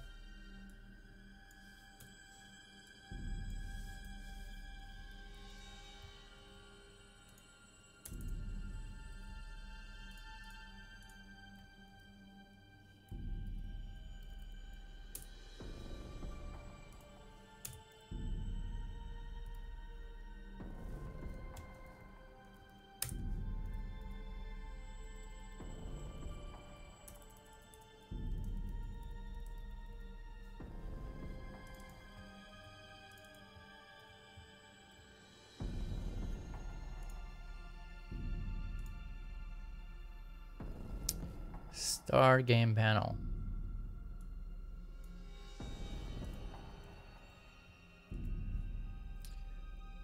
Panels manager.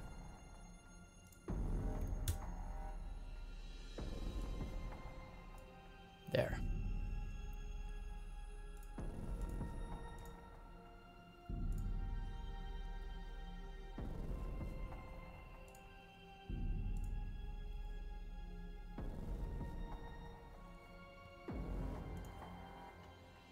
Game manager.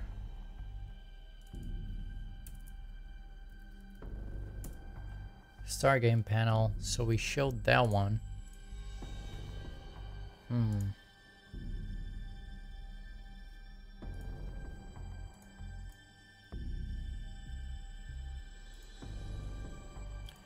This will be 0.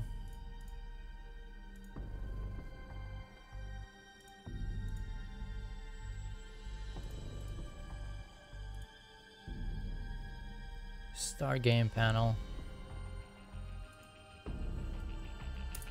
Canvas group.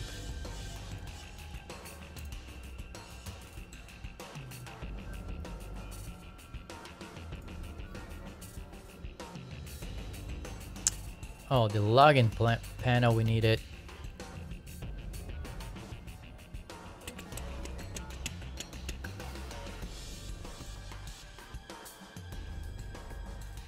Just in case we forget about it.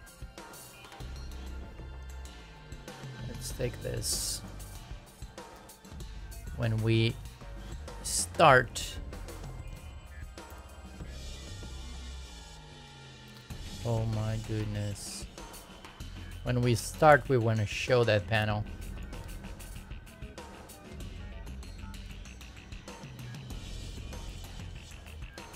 Yep. Start game panel.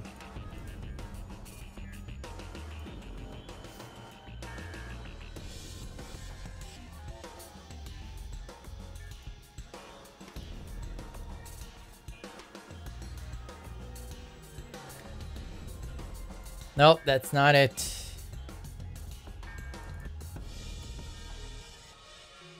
Login panel. Login panel. Then we disable and then we show the start game panel.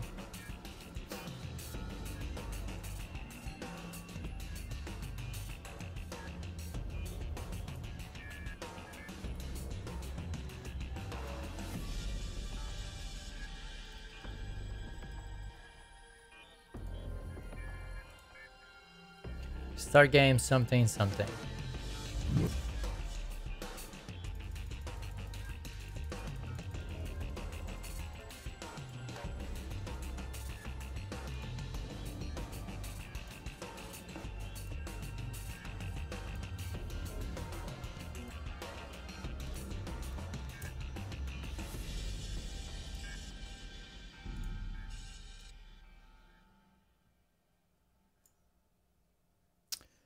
That's it. Okay. Now let's take a look in the events here. Event game over.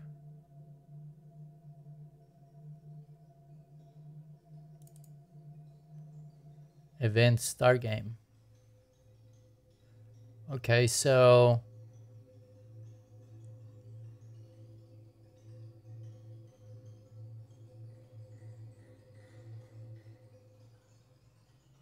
start game panel. Public button. And why is it adding experimental? UI button.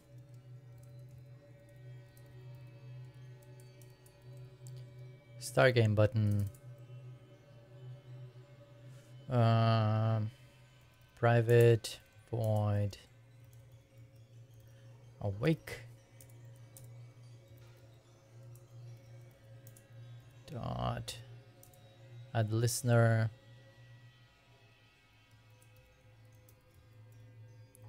start click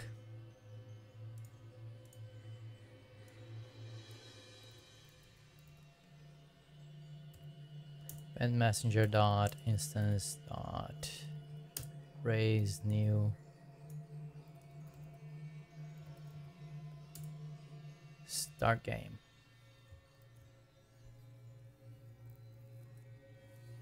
Time to go back. Go for it. Go for it, Hitmax. And then the game manager. Is the game manager listening for it? Go to definition. Start game.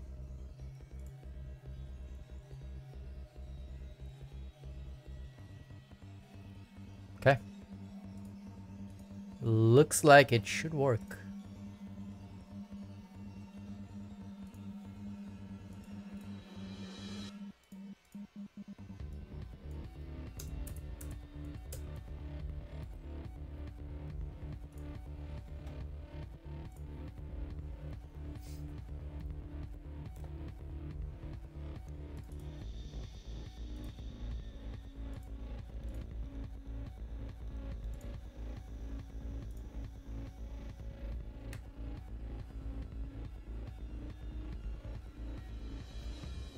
You know what? You know what? Managers, panels manager. Awake.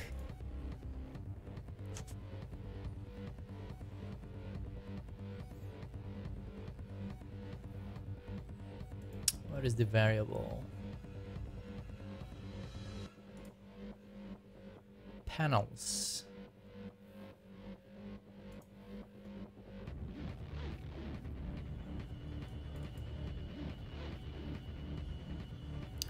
Where is my panels variable?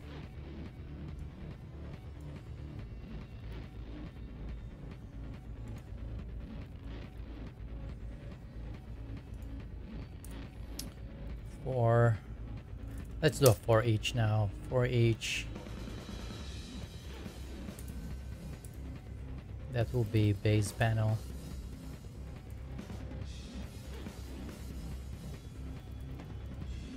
In panels.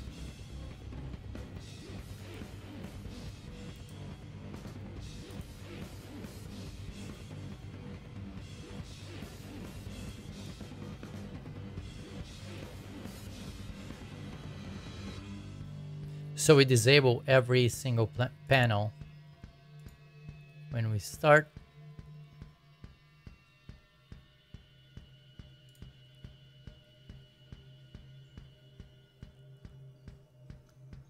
Start game panel.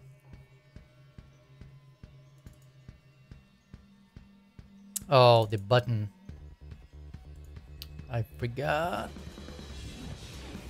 to add the button in there.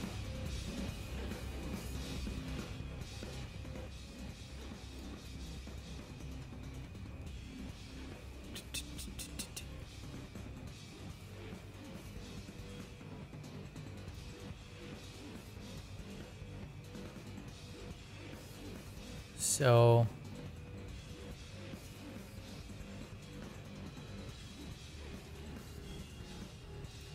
why is it? It should be disabled though.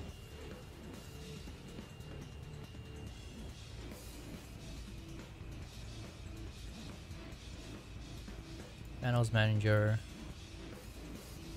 Start game panel.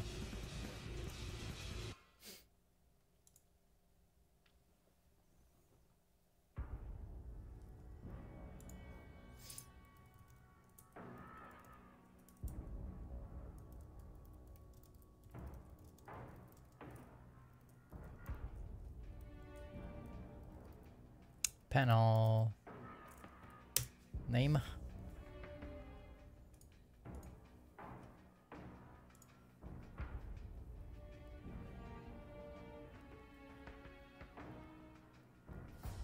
Canvas group. Jackpot panel. Oh, I see. I see. Where is the jackpot panel?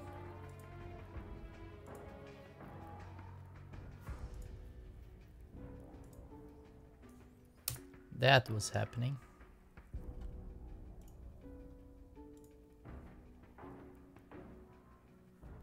Missing points panel.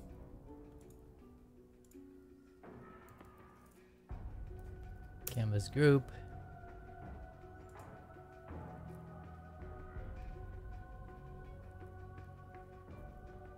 Rounds panel.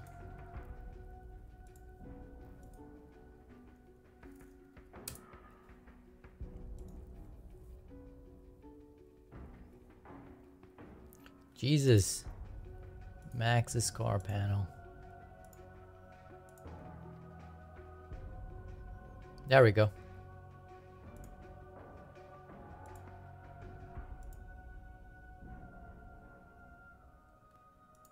So now when we start the game, game manager,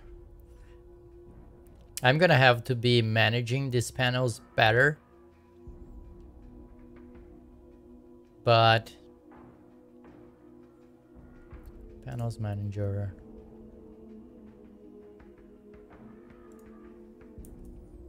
public void disable all panels.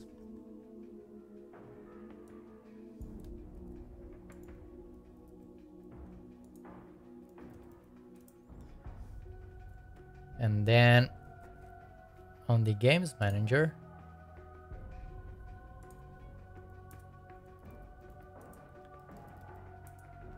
Disable all panels. And then we need to do, there's 3 or 4 panels here we need to enable.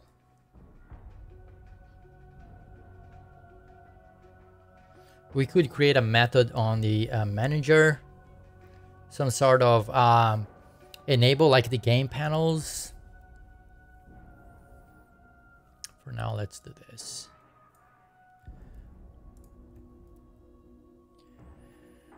So it will be 1, 2, 3, 4, 5. 5 panels. So it's going to be dot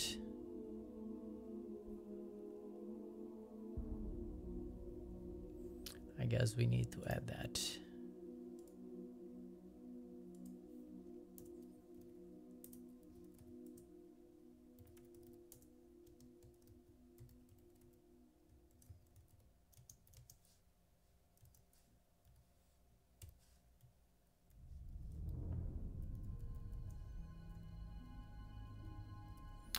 Jackpot panel, we need to add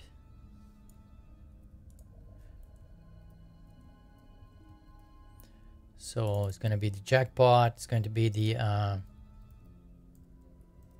score panel,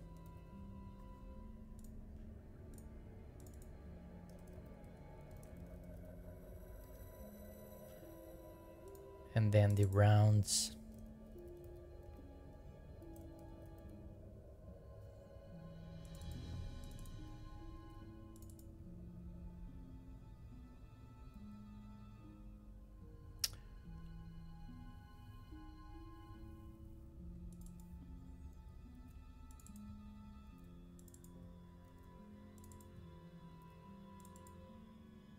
So the max score we have there. Rounds panel.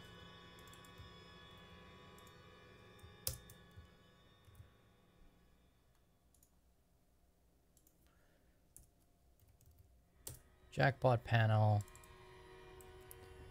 Dot max score panel.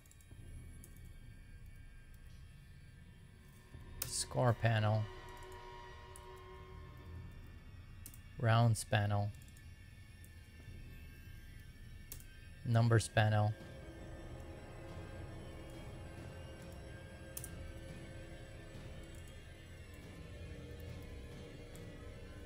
ruffler panel.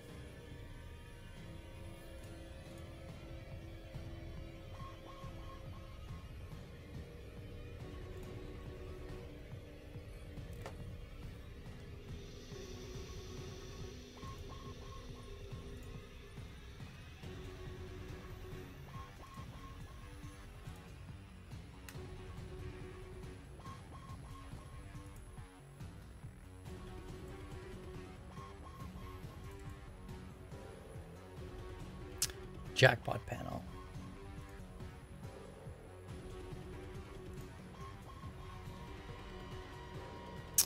Panels manager. 9. Rounds panel.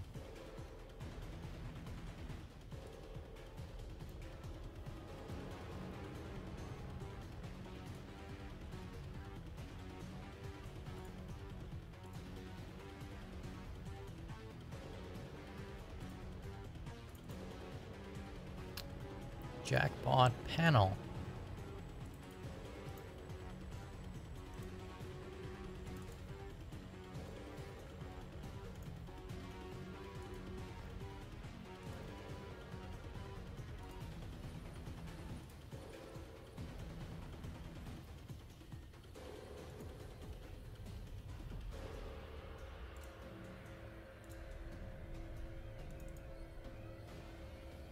Score panel.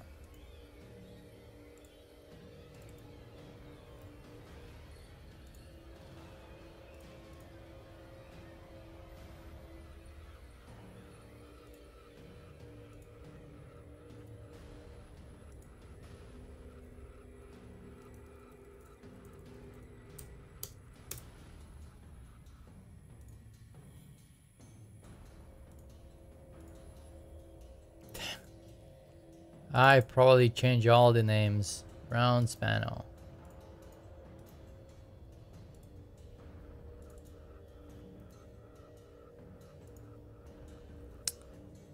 Browns panel.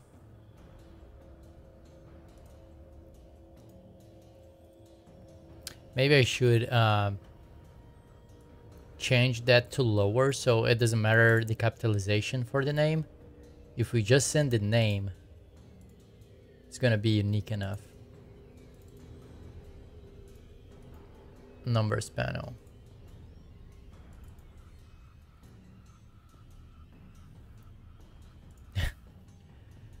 I guess I could do that. Numbers panel.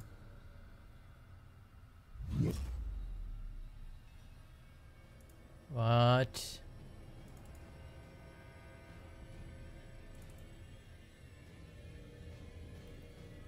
Base panel? Why it wasn't...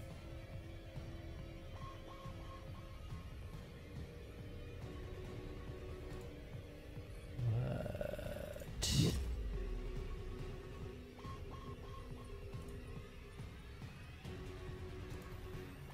Okay, numbers panel. Let's double check this guy. Ruffler panel.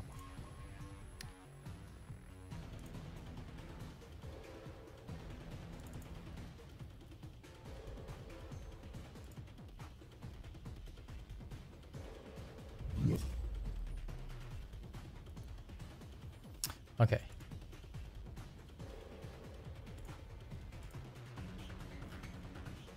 Jesus. Numbers panel.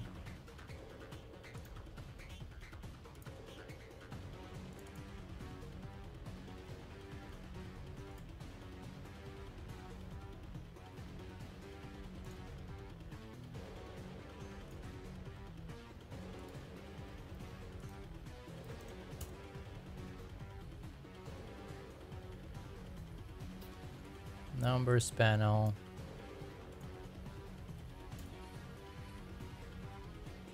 Ruffler panel. Right? Yep.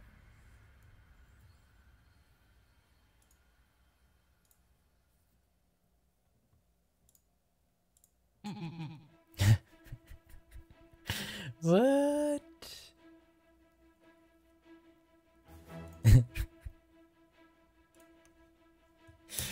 That I was not expecting to begin with.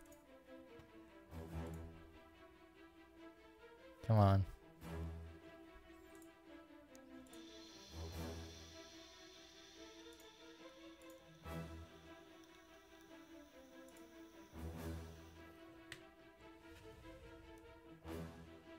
So why is it not displaying it? Ruffler panel.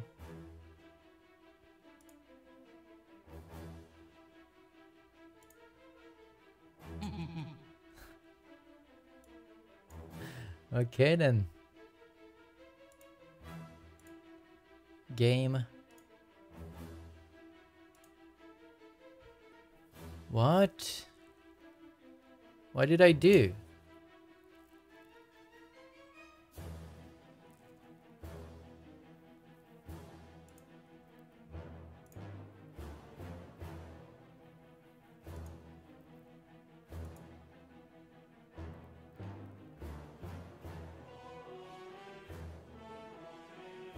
It's enable.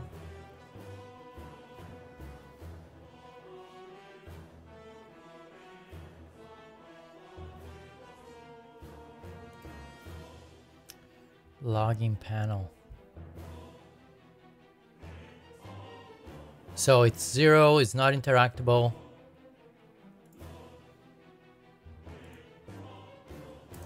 Let's do 0. What?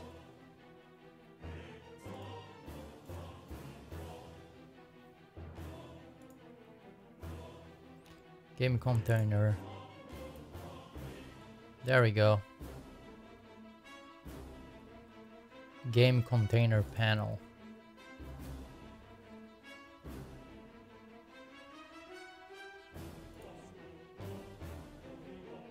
Game container panel. So that's the one we need to enable.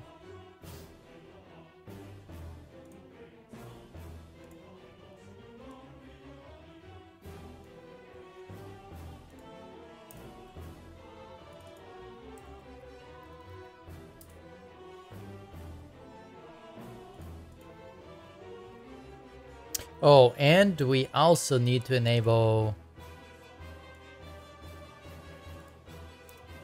the menu. There we go.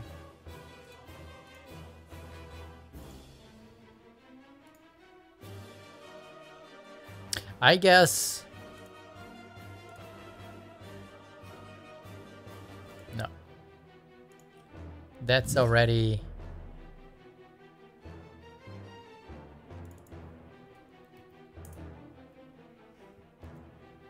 I guess the main one that we should enable is this one here. This one would enable all the other panels underneath it.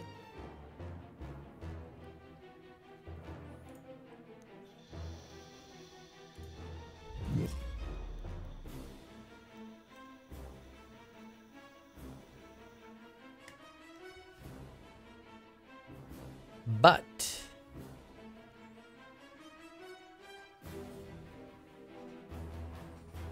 we need to get more information from the bot. The player is Jeff Dev. So we need to get the we need a call to get the jackpot. We need a call to get the maximum score for the game. So there is two things we need. So let's go to the API lib.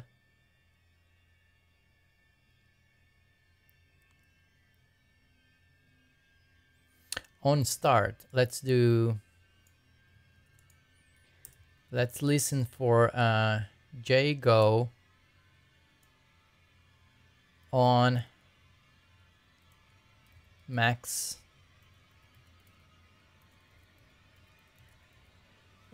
score received.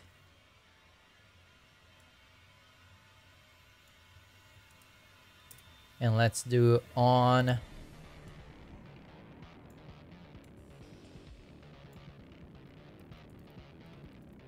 jackpot receive.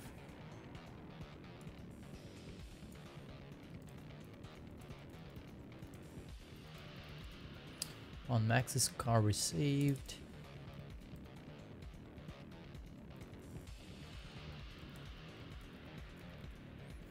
Okay.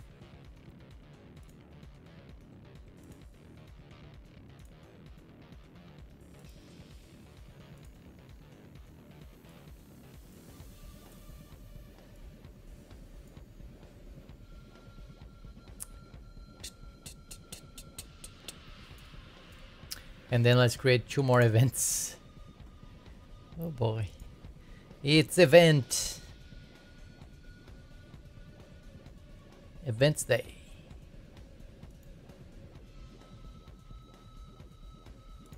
So this will be event jackpot received. Let's just wait for finish compile here, and then we do create C# event max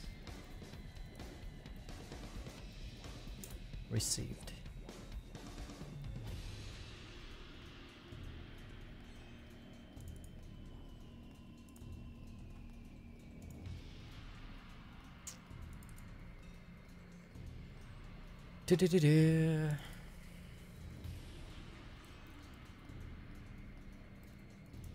I feel that I'm constantly just doing the same exact thing. That's kind of like the boring part of this. This is the same exact thing all over again. Do that. Where is my... Why does Visual Studio does that to me? Jackpot. Score received.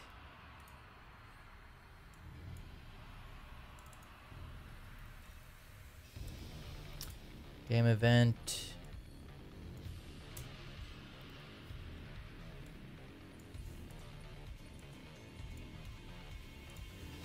So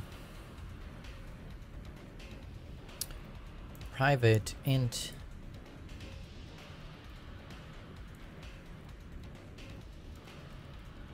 max score.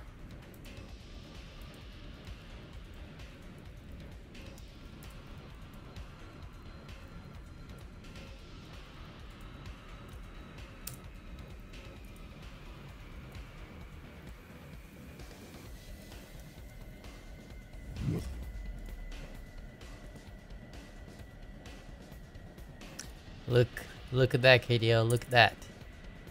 It's your thing in there. KDO style. Int max score received. Int max score equals max score.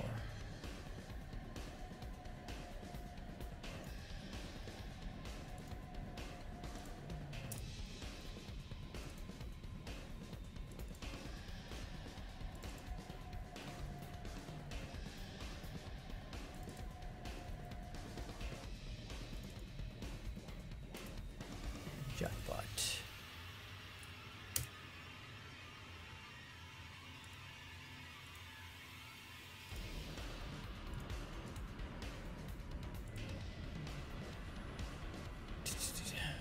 Where is it? Here. Here, so we do on max score received, we do dot instance dot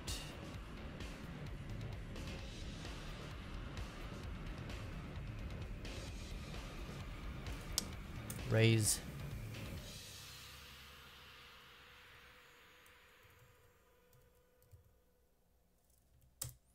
received, and we need to get an integer here somehow, and this one we're gonna do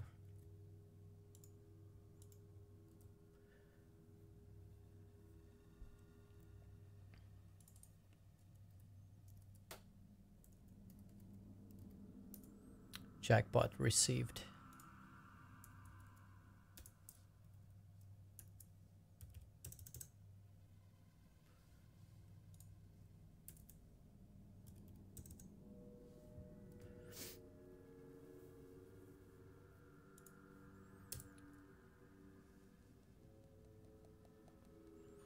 We can do object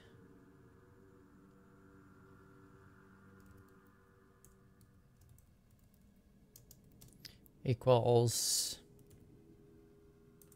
JSON object create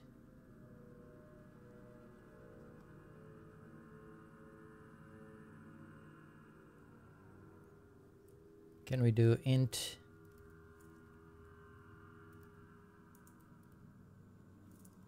data? Okay, we need to get this max score here somehow.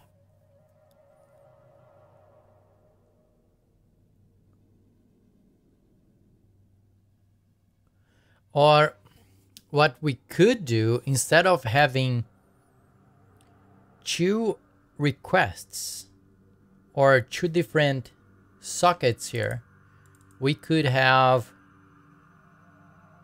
request the game state in terms of max points in the jackpot. So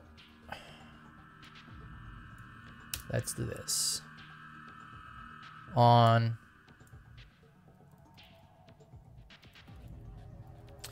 game state received, and then we could have public class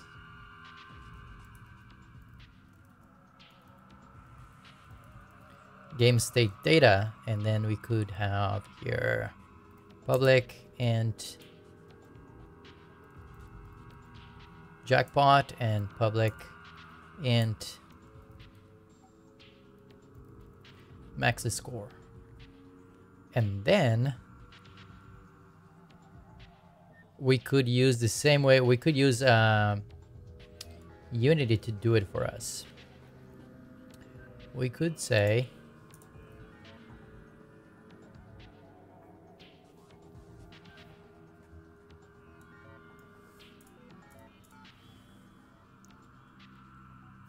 max score received. We need to change this event. We need to change that event. And this would be, what's the class? Game state data.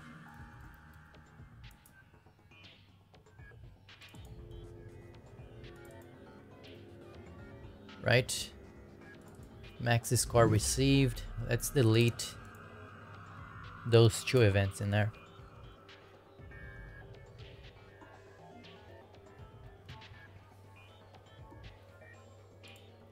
So max score. Well, let's delete this one and then rename this one. Event.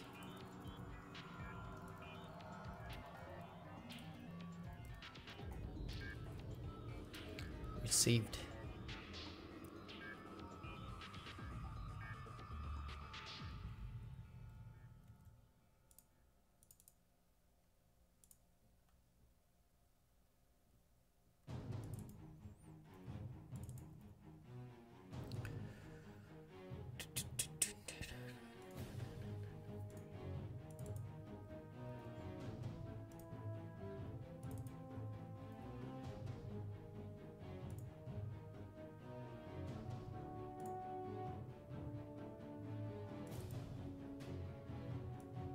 We need to move that class out of the API. Let's do that right now.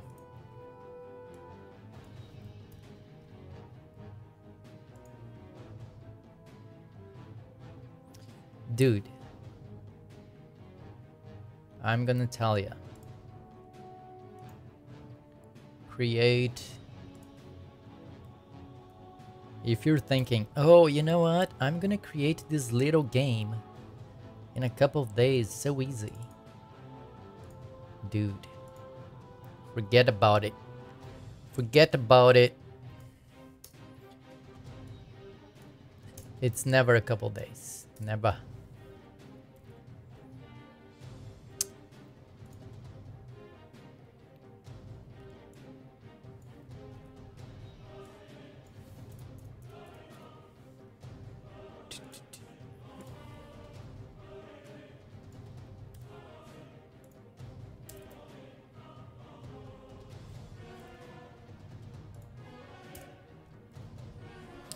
Okay. Events.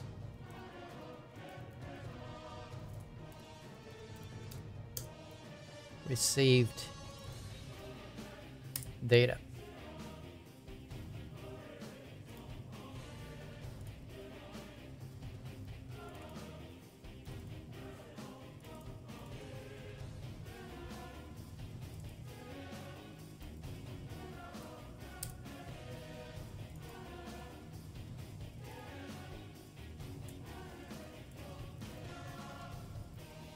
Game data.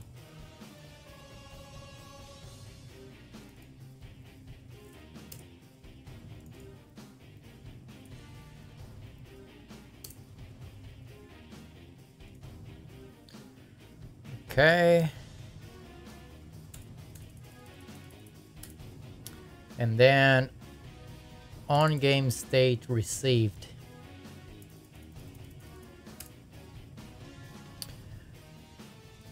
So that's when the bot is sending the state of the game to the mobile phone, right? Now we need create a new event. Oh boy. Now we need to create a new event. Create C# script. This is gonna be called event request game state. And this is going to be the game asking the bot, hey bro, what's the state of the game? So game event, that,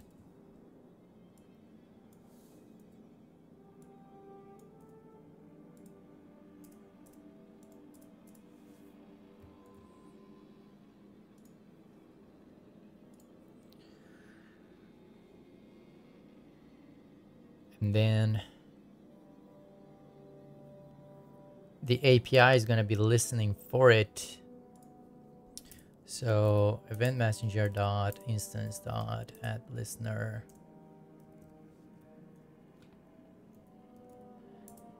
Not event messenger. Event request game state.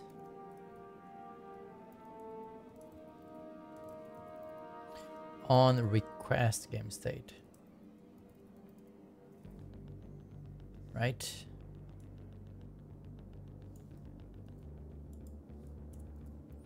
So on request game state, we are going to fire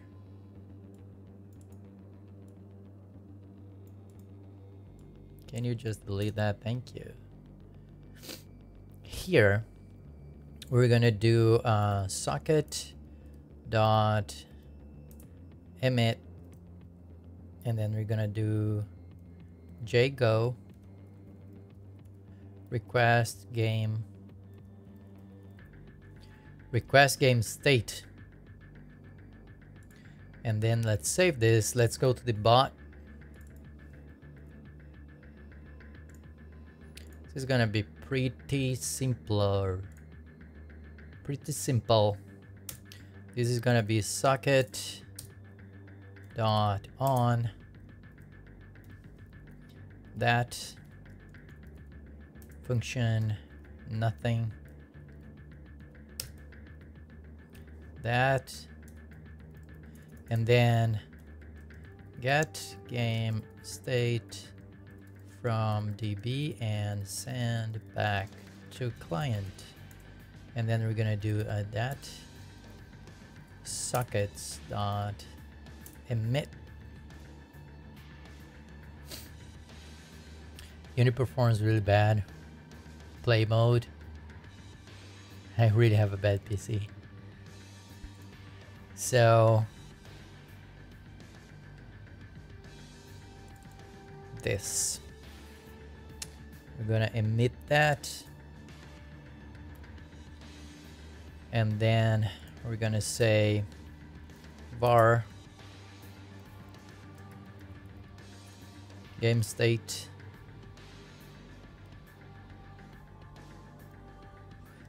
is equal to an object, and that object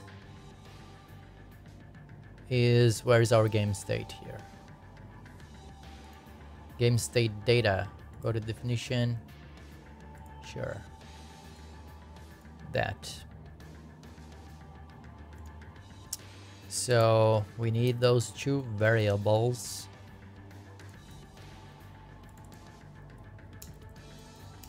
Jackpot. And this is going to be, I don't know, 25,000, and max score. Max score will be, I don't know, 5,200, right? And then we're gonna send these over. Game state. So it's going to be a little bit of back and forward here with the sockets, but that's how you do it.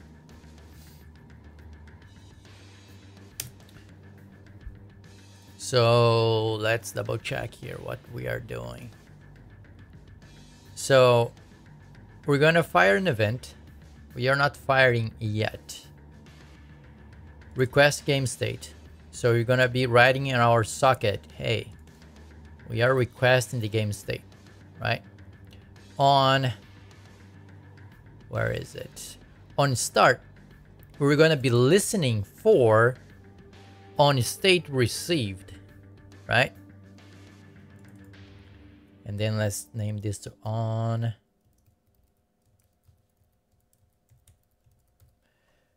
game state received. So when we receive that, we have the game state data. That's the same exact structure that we have here, jackpot and max score. So this game object is gonna be passed back through the socket, say blah blah blah state received, right? So on state received, we run this, we JSONify everything, and we send this event on game state received. And then probably in our game manager, we're gonna be listening for that event, and when we receive the state of the game, we're gonna be setting the UI and, you know, wherever makes sense, whatever we need to do. Whatever we need to do. So at this point here, we need to add a listener for that game state. Save that guy. Game manager on enable. Event messenger dot instance dot. I'm laughing because like this game is gonna be like, dude, everything is an event. I'm kind of doing it for fun. I know that's ridiculous, but it's kind of fun to have event everywhere. It's event nightmare. I want to run into problems and then have to fix it. That's my goal in life. But so far we are good. On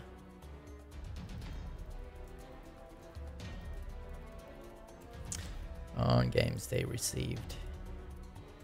We are not running into problems yet, so we are good to go.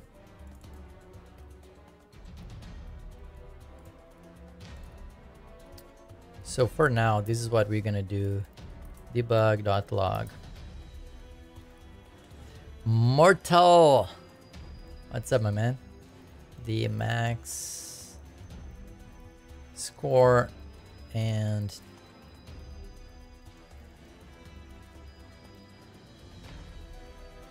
so e dot game data dot jackpot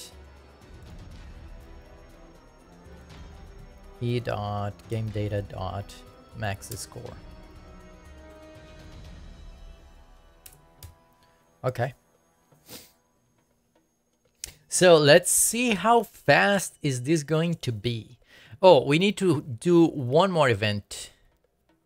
One more event, guys. And that's going to be request game state.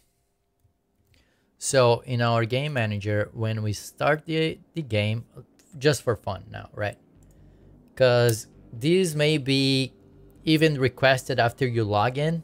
So you log in, that information gets pulled from the bot, and we have that information in there. But for now, let's do on start game. So let's do event messenger dot instance dot raise new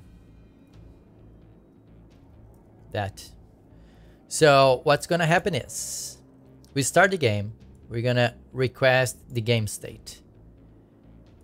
This guy is gonna ask through the socket the game state, right? That's gonna get to our bot right here. The bot would look it up the database and say, hey, this is the score that we have, right? Right now we are just returning like a stub here. And we are emitting back again on the sockets on game state received, right? And let me save this, and I need to restart the bot as well. Oh, Mortal. Mortal just got to be the boss. Sorry, Mortal. So we send JGo game received. Our API here should be JGo on state received here, right?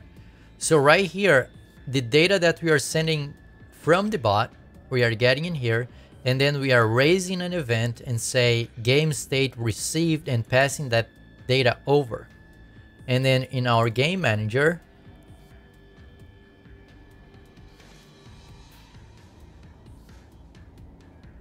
on game state received, it looks like we are just debugging. So we are doing all that just to do a debug.log for now. But at least we'll be able to tell if the sockets are socketing. Let's see if the sockets are socketing. Okay. So now we log in. Remember, look how fast is this thing. Like, I am impressed. It's instantaneous. Like, how someone doesn't love sockets. Look at that. I'm gonna click this. This is gonna make a request to the bot. The bot's gonna not make a request. It's gonna make a call on the socket, and the socket's gonna call back, and then it's gonna remove this login screen. So watch that. Bam, done. And then the start game. Now we're gonna be requesting the game state to the bot. The bot's gonna send over, and then we should get the debug here. It took a little longer, but we got it. We got it. And watch this. The cool thing about all this is the bot, it could be pushing the game state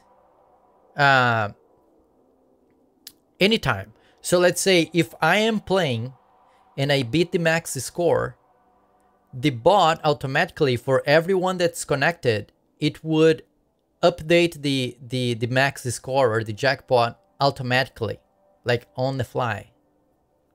That's pretty cool, if you ask me. We are not using this anymore. That's pretty cool, man.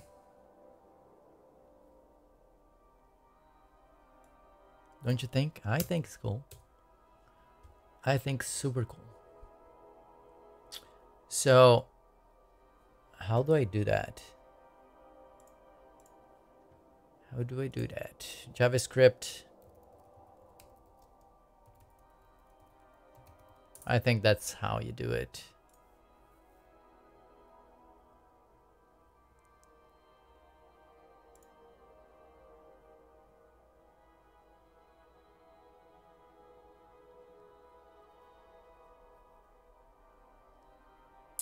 I don't want to do that way. I kind of want to do all together. Set interval. Yeah, that's the one that I'm looking for. Copy. So watch this. Watch this, guys. We can do this here, right?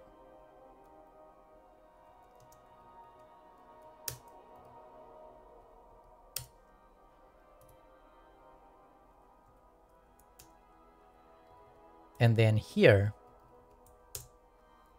we can say, just for giggles, right? Just for giggles. 3000. Is that going to be 3 seconds?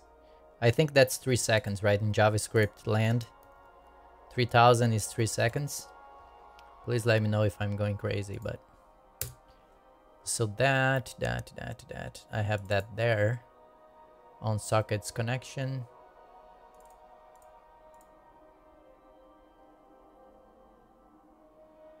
TCM, 3003 seconds. Okay, thanks, man. JavaScript land. That socket's... I think I need to do that inside connection though. Otherwise, no bueno. No bueno. Where's my connection? Here.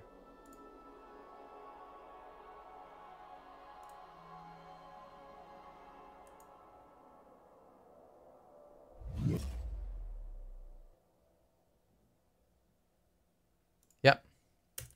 Let's do that here. Set interval. So we're going to be sending, of course, that now we are just sending hard-coded stuff here to game state received, right? So let me save these and restart the bot. Looks like I didn't make any mistake. I didn't do any mistakes this time. Now we should be getting it already. Yeah. So see, every 3 seconds. Why are we getting 3 calls though? 15, 5 calls.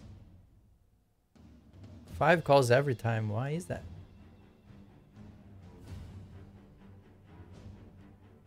Dang. So see, actually the bot now is just sending updates over. If you don't think that's cool, I don't know what's wrong with you. Right?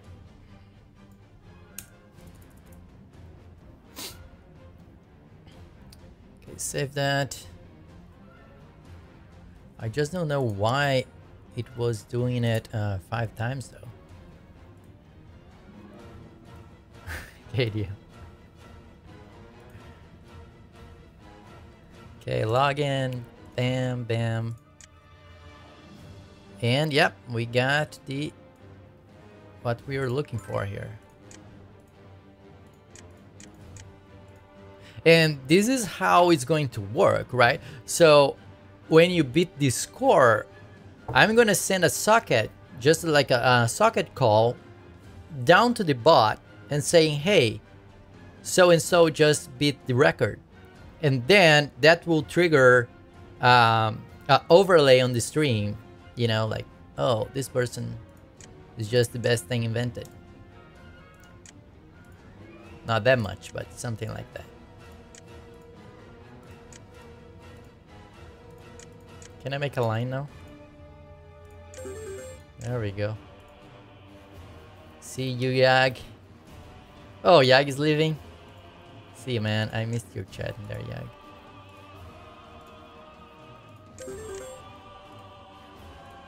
Yeah. That's it. That's it.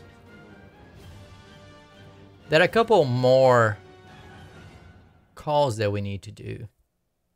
But so when we receive these, we want to do base panel jackpot panel equals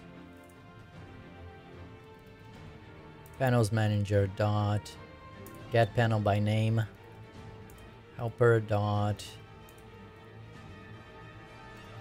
jackpot panel, and then we do set text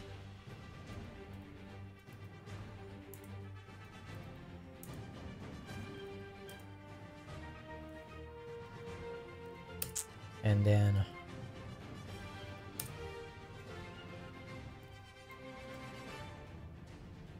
max.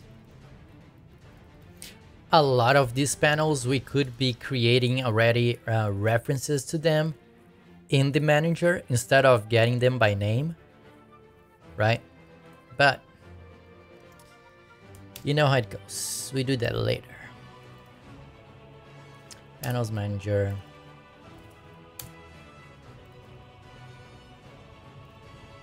Helper dot panel.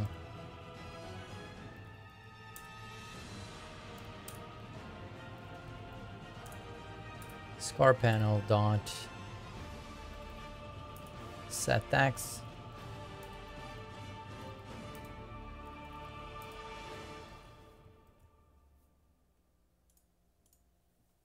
should work.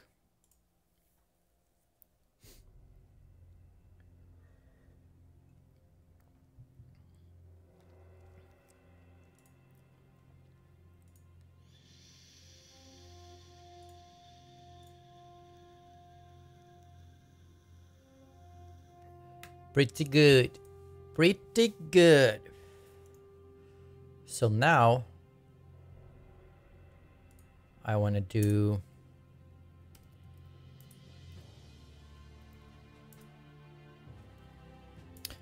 disable, change the text, and enable it. This is just like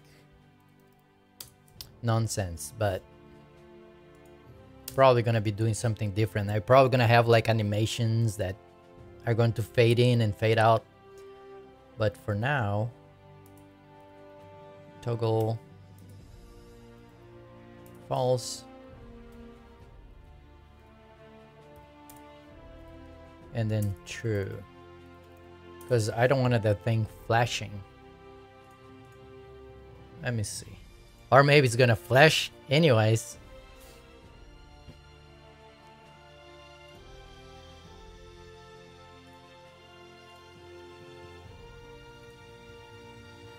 Gonna flash anyway. Panel. Where's the game manager? We are on it.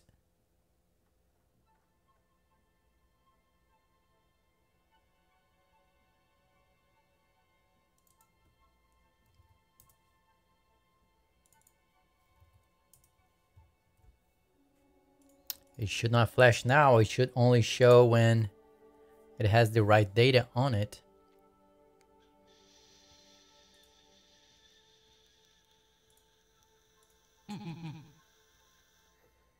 You're already there, huh? You little bugger.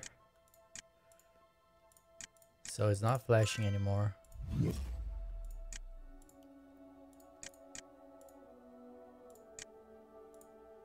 So we need next thing we need to do here after I finish this game. Dang it. Next thing we need to do is every time that we start the game, we need to remove the XP from the player, because you're gonna be paying 100 XP to play, right? And that XP goes to jackpot. So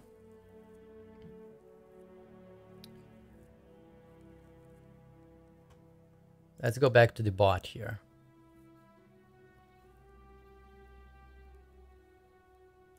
And then we're gonna do socket on jgo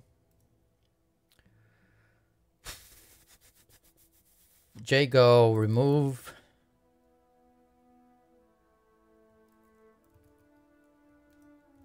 XP.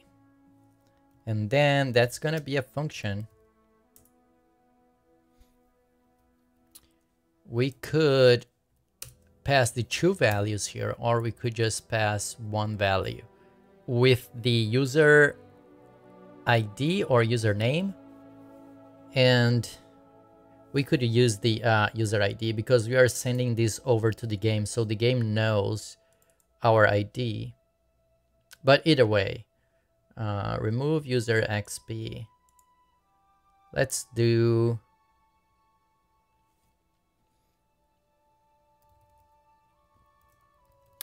try with user info, and then console.log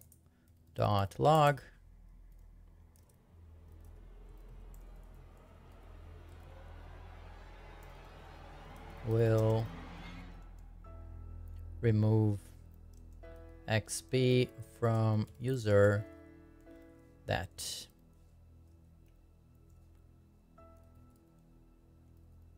user info dot user. I guess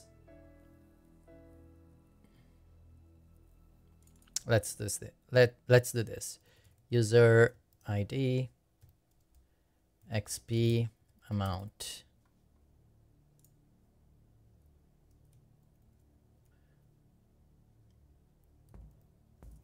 XP amount.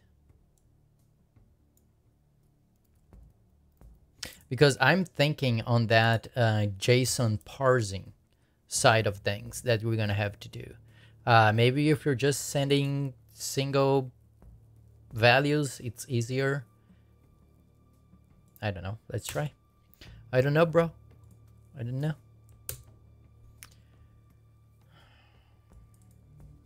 Let's copy that, save it. Restart the bot. Okay. Now,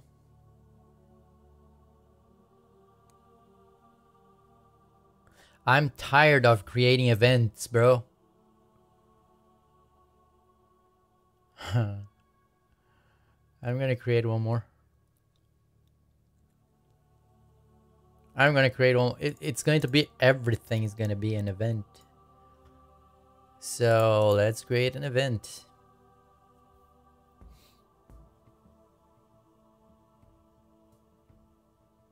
Let's create an event and call it event remove player XP.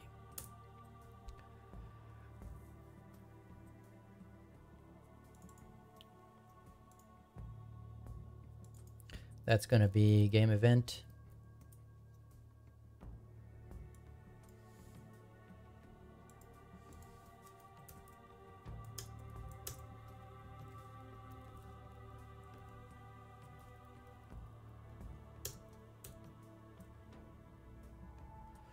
And we actually need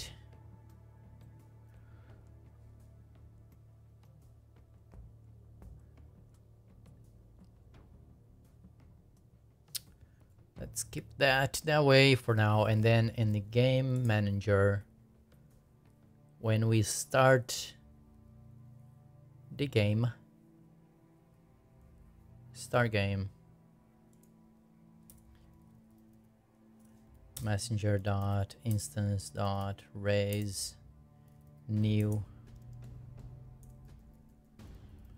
event player XP.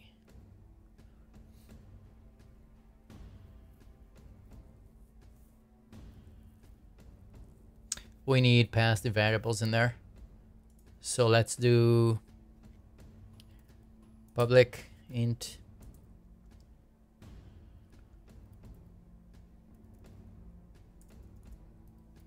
player ID, public int XP.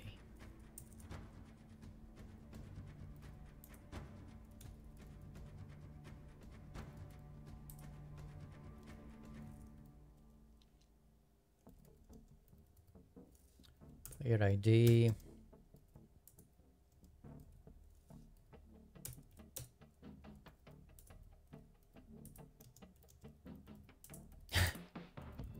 I'm tired. I'm gonna fix this tomorrow. Don't yell at me. Don't yell at me. I fix it tomorrow. Don't you worry.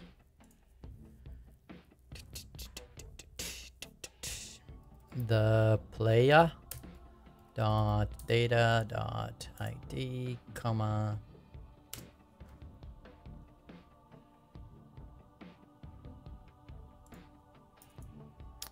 public int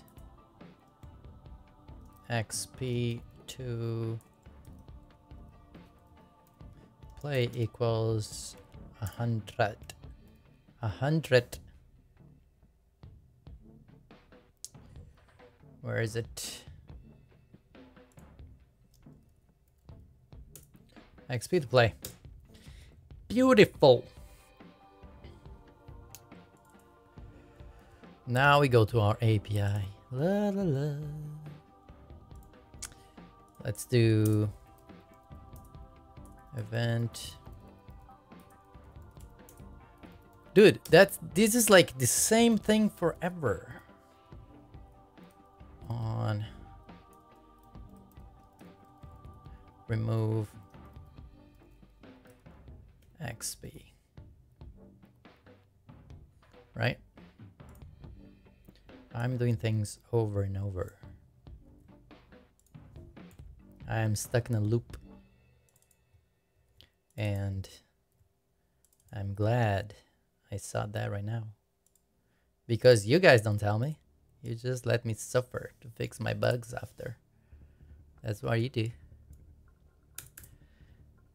Okay. So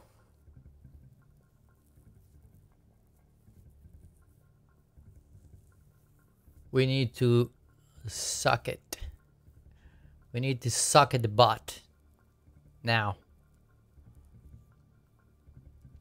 We need to do socket dot emit.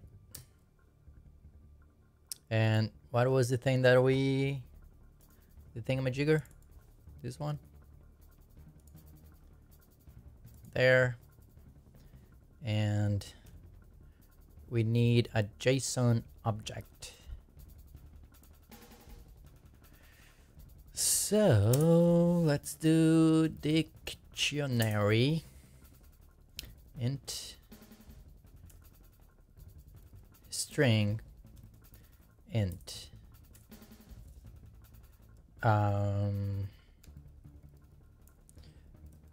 user info equals new. Okay, and then we do dot add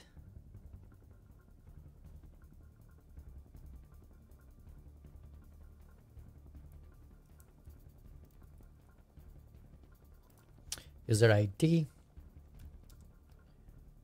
e dot player ID, and then we do dot add XP amount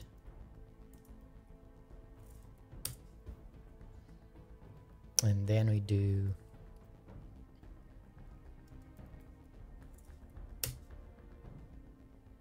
nope, you don't like that? Oh, muy bueno then. JSON object obj data equals new JSON object user info.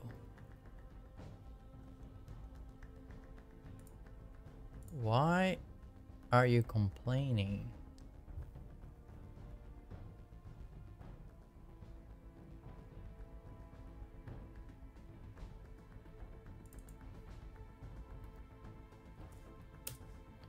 obj data.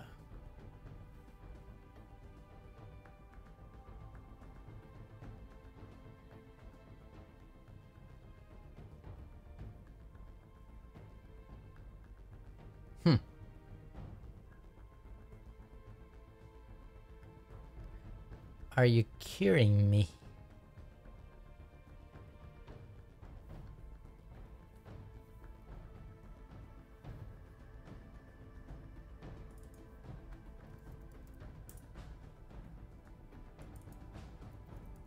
It doesn't do it, huh? It doesn't like it. It's very, very picky. This guy. Now we did it, boys. Remove user. And then in our bot, we are saying we'll remove blah, blah, blah. So we save it. I think we restarted already. We save this, save that. And this is going to be it for today, guys. Tomorrow, Wednesday. Hopefully I can do some more work on this thing because this is boring. All these, because this is the same thing. After you see the first one being done, it's pretty much the same thing, right? I'm gonna see if I can do all these things tomorrow if I have time for it. Otherwise, we're gonna have to finish Wednesday. So let's just see if the bot will remove the player XP. if I wrote the code correctly.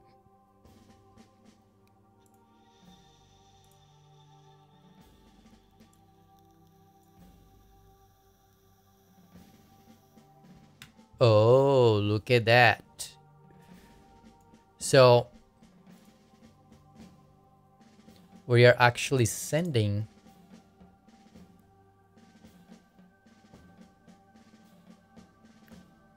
just one thing here, user.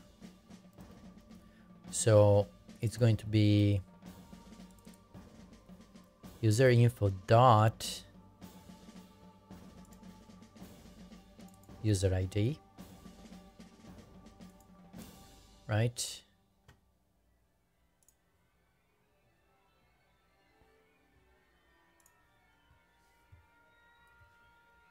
And then, oops,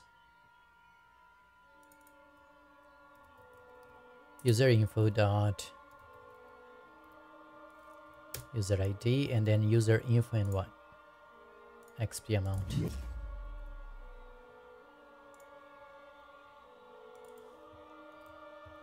Save that. Let me restart the bot. Playcraft? Dude, you're level 10,023?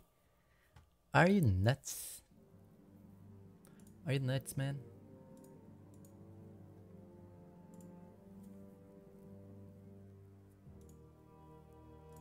Let me see now.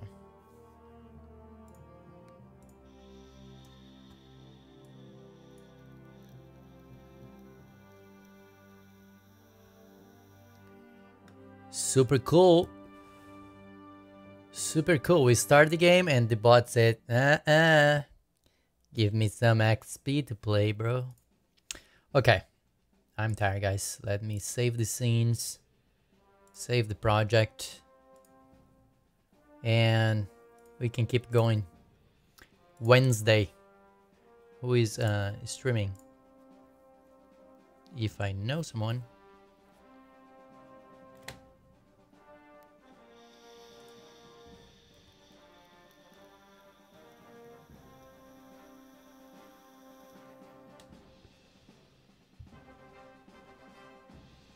Who is it? There we go.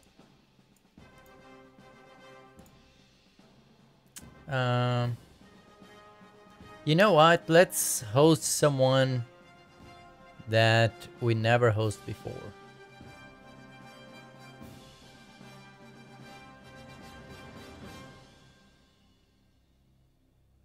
Let's do this. Copy. It's going to be a surprise. Okay, guys. See you guys. I guess see you guys Wednesday. And thanks for watching the stream. I really do appreciate everybody. Thank you so much for watching. See you guys on Wednesday. Love you all. Bye-bye, guys. See ya.